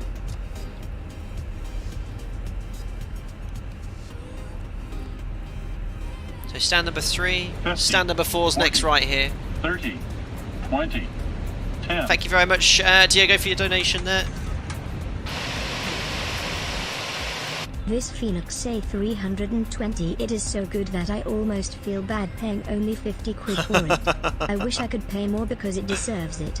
Hey, I'm sure the devs would accept that, but no, I think they've priced it in a way which makes it more accessible to. It makes it accessible to more people. So yeah, that's very generous pricing, I think, for what you're getting as an aeroplane. But thank you for the £3 as well, Diego. I really appreciate that. No doubt you won't have long to wait for this aircraft. Look at that. We've got a marshal here. Not sure what she's saying though. She sort of stopped there with the arms. What is she doing?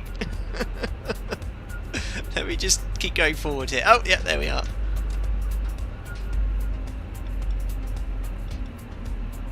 She's lost one of her sticks.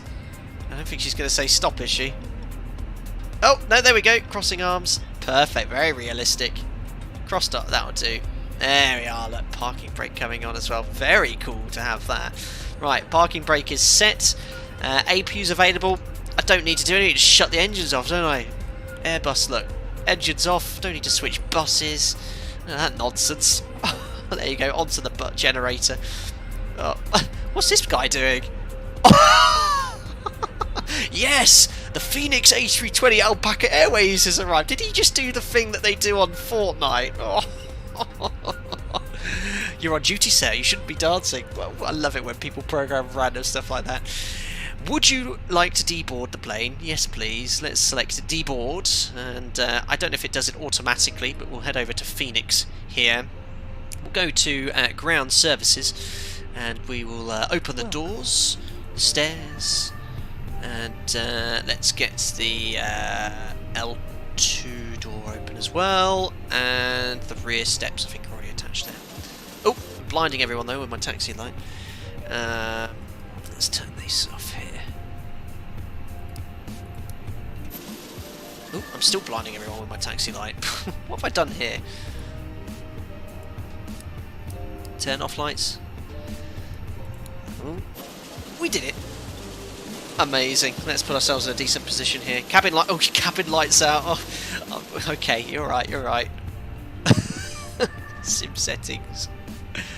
Cabin lights on. Anything else? You can see them coming on now. Amazing. You can see Zadar Airport, the beautiful Orbeck scenery here, looking good. We've got this huge spotlight here illuminating the aircraft. That's just amazing. Humidity up. Oh, all that again. I think we'll just leave it as it is.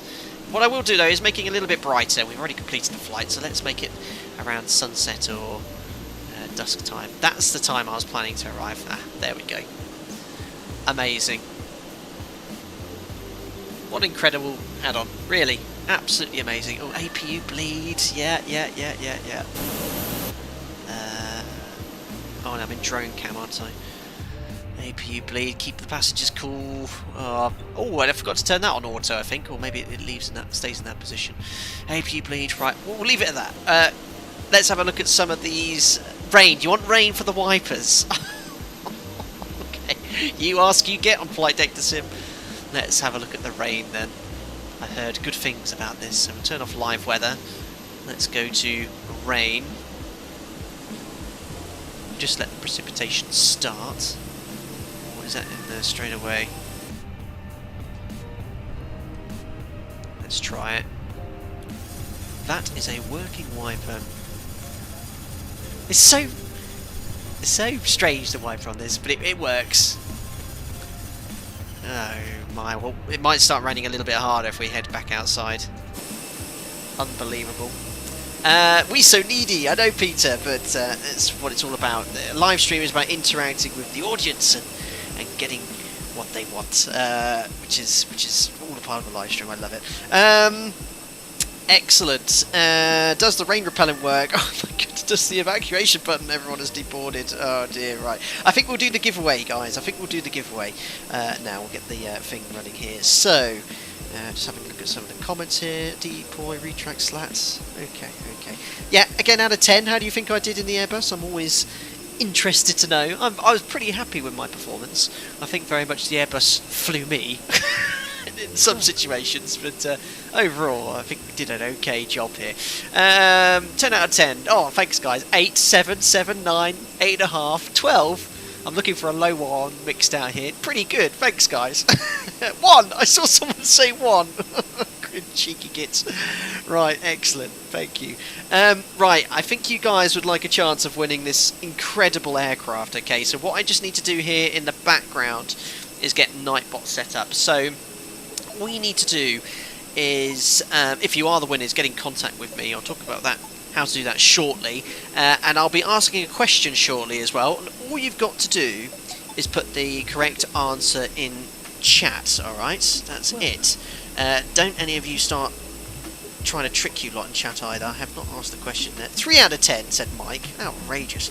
So let me come here to giveaways. Got to set this up in Nightbot here in the background. Just turn the APU down a bit. Where are you? Giveaways. And the keyword I'm going to type in chat now. Okay, and I wrote it out there.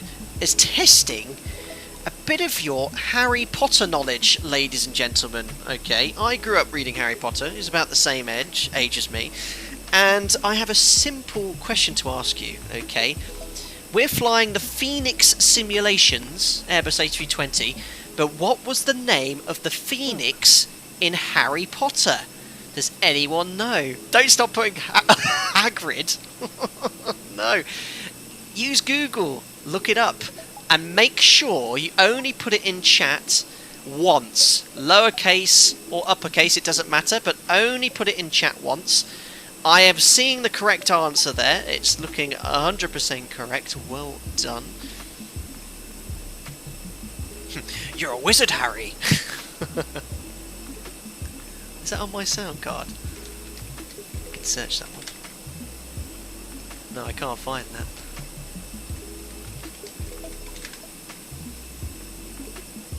You're a wizard, Harry. I found it. Brilliant.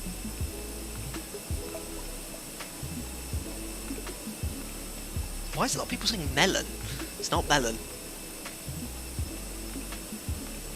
But only... I'm looking for F, beginning in F, ending in S. Only put it in chat once. You're a wizard, Harry. That's not the original one. You're a wizard, Harry. You're a wizard, Harry. No, it's different ones there. Oh, that's not a different one. You're That's a wizard, really Harry. random soundboard there.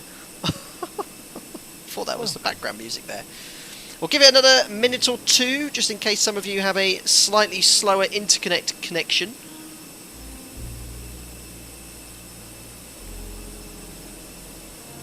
But I am certainly seeing the correct answer here. Let's have a little look here. How many people have actually entered? Oh my god, 830 people have entered the giveaway.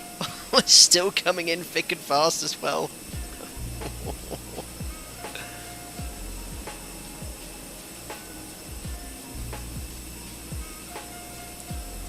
Superb.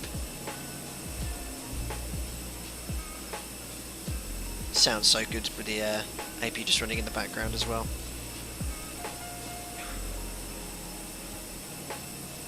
This soundboard's great. Ooh, Star Wars Roger Roger. Roger, Roger. Keeping that one.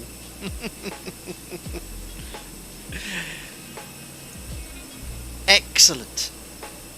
I think we've had enough people enter the giveaway now. It's actually up to now 971. That's crazy. So, what I'm going to do is roll the giveaway now, and all you need to do if you are the lucky winner is get in contact with me via social media, Facebook, Instagram or Twitter. I'm on all of it.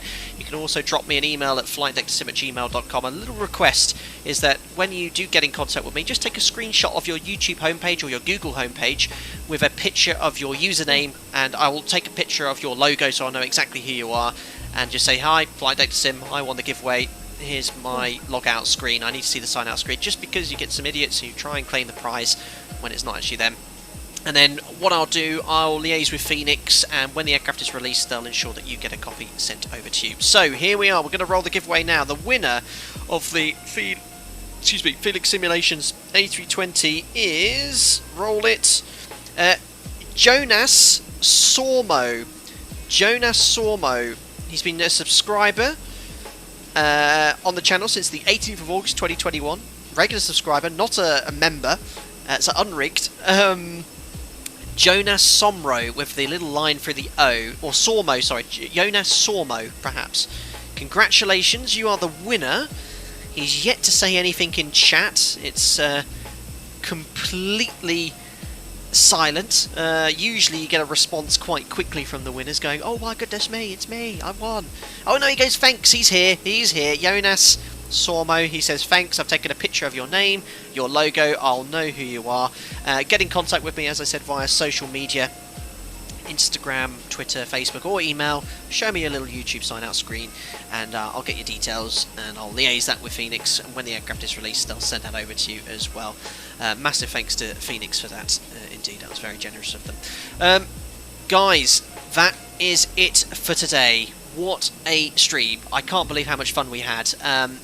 My love-hate relationship with Airbus is certainly erring on the love side now. It was so much fun, and I had such a blast flying at previous Airbuses, but this one was excellent. I'm not the Airbus aficionado like you get with V1 Simulations, 320 Sim Pilot, Katie Pilot. They were great to come in there and gave it. Well, I don't think you saw 320, but V1 Sim was here. Katie Pilot gave me some tips. Be sure to watch out for those guys for the content they'll make. They'll be able to make some great tutorials. I will jump back into the Zebo and PMDG, and I'll give you, if anyone still wants to fly the 737, I'll give you some tutorials and streams out in that aircraft as well in the future. But I have so much fun flying different aeroplanes and learning all about them, and as much fun as you guys do flying them too. I really must stress that. It's just amazing. And I was sat at work last week, really looking forward to flying the PMDG more than flying the real aircraft.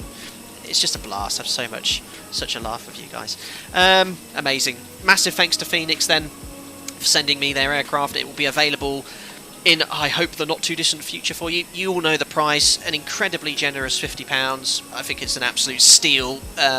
You've seen how good it is, the quality of the, not only is it the quality exterior and interior model, but I think you get all the Airbus features that you so long for as well. We had 2 RNAV approaches go around. The only thing that was missing was a competent Airbus pilot. We got it from A to B reasonably safely. That's all that we can hope for. As ever, thank you very much to all the subscribers who've come in and all the new subscribers to the channel. Welcome to the channel as well. Thank you very much for subscribing too. We're coming up to 80,000 subs. We'll do a charity stream special when we get there. Welcome on board to everyone that donated. Thank you very much for your generosity. Very much appreciated. And to all the members of the channel, thank you very much for your continued support as ever. It was a blast actually streaming to a few of you this morning as well. Guys, enjoy the rest of your week, and I will not be streaming tomorrow. Thursday I hope to jump in this aircraft again to do a sector on VATSIM with you guys, and then I actually am going away for a weekend away with some friends to Scotland, and then my annual leave ends. But we'll have lots more content for Microsoft Flight Simulator X-Plane 11 for you moving forward. All the best, guys. Take care. Thank you very much for all the support you give. I'll see you all very soon. Good night from me.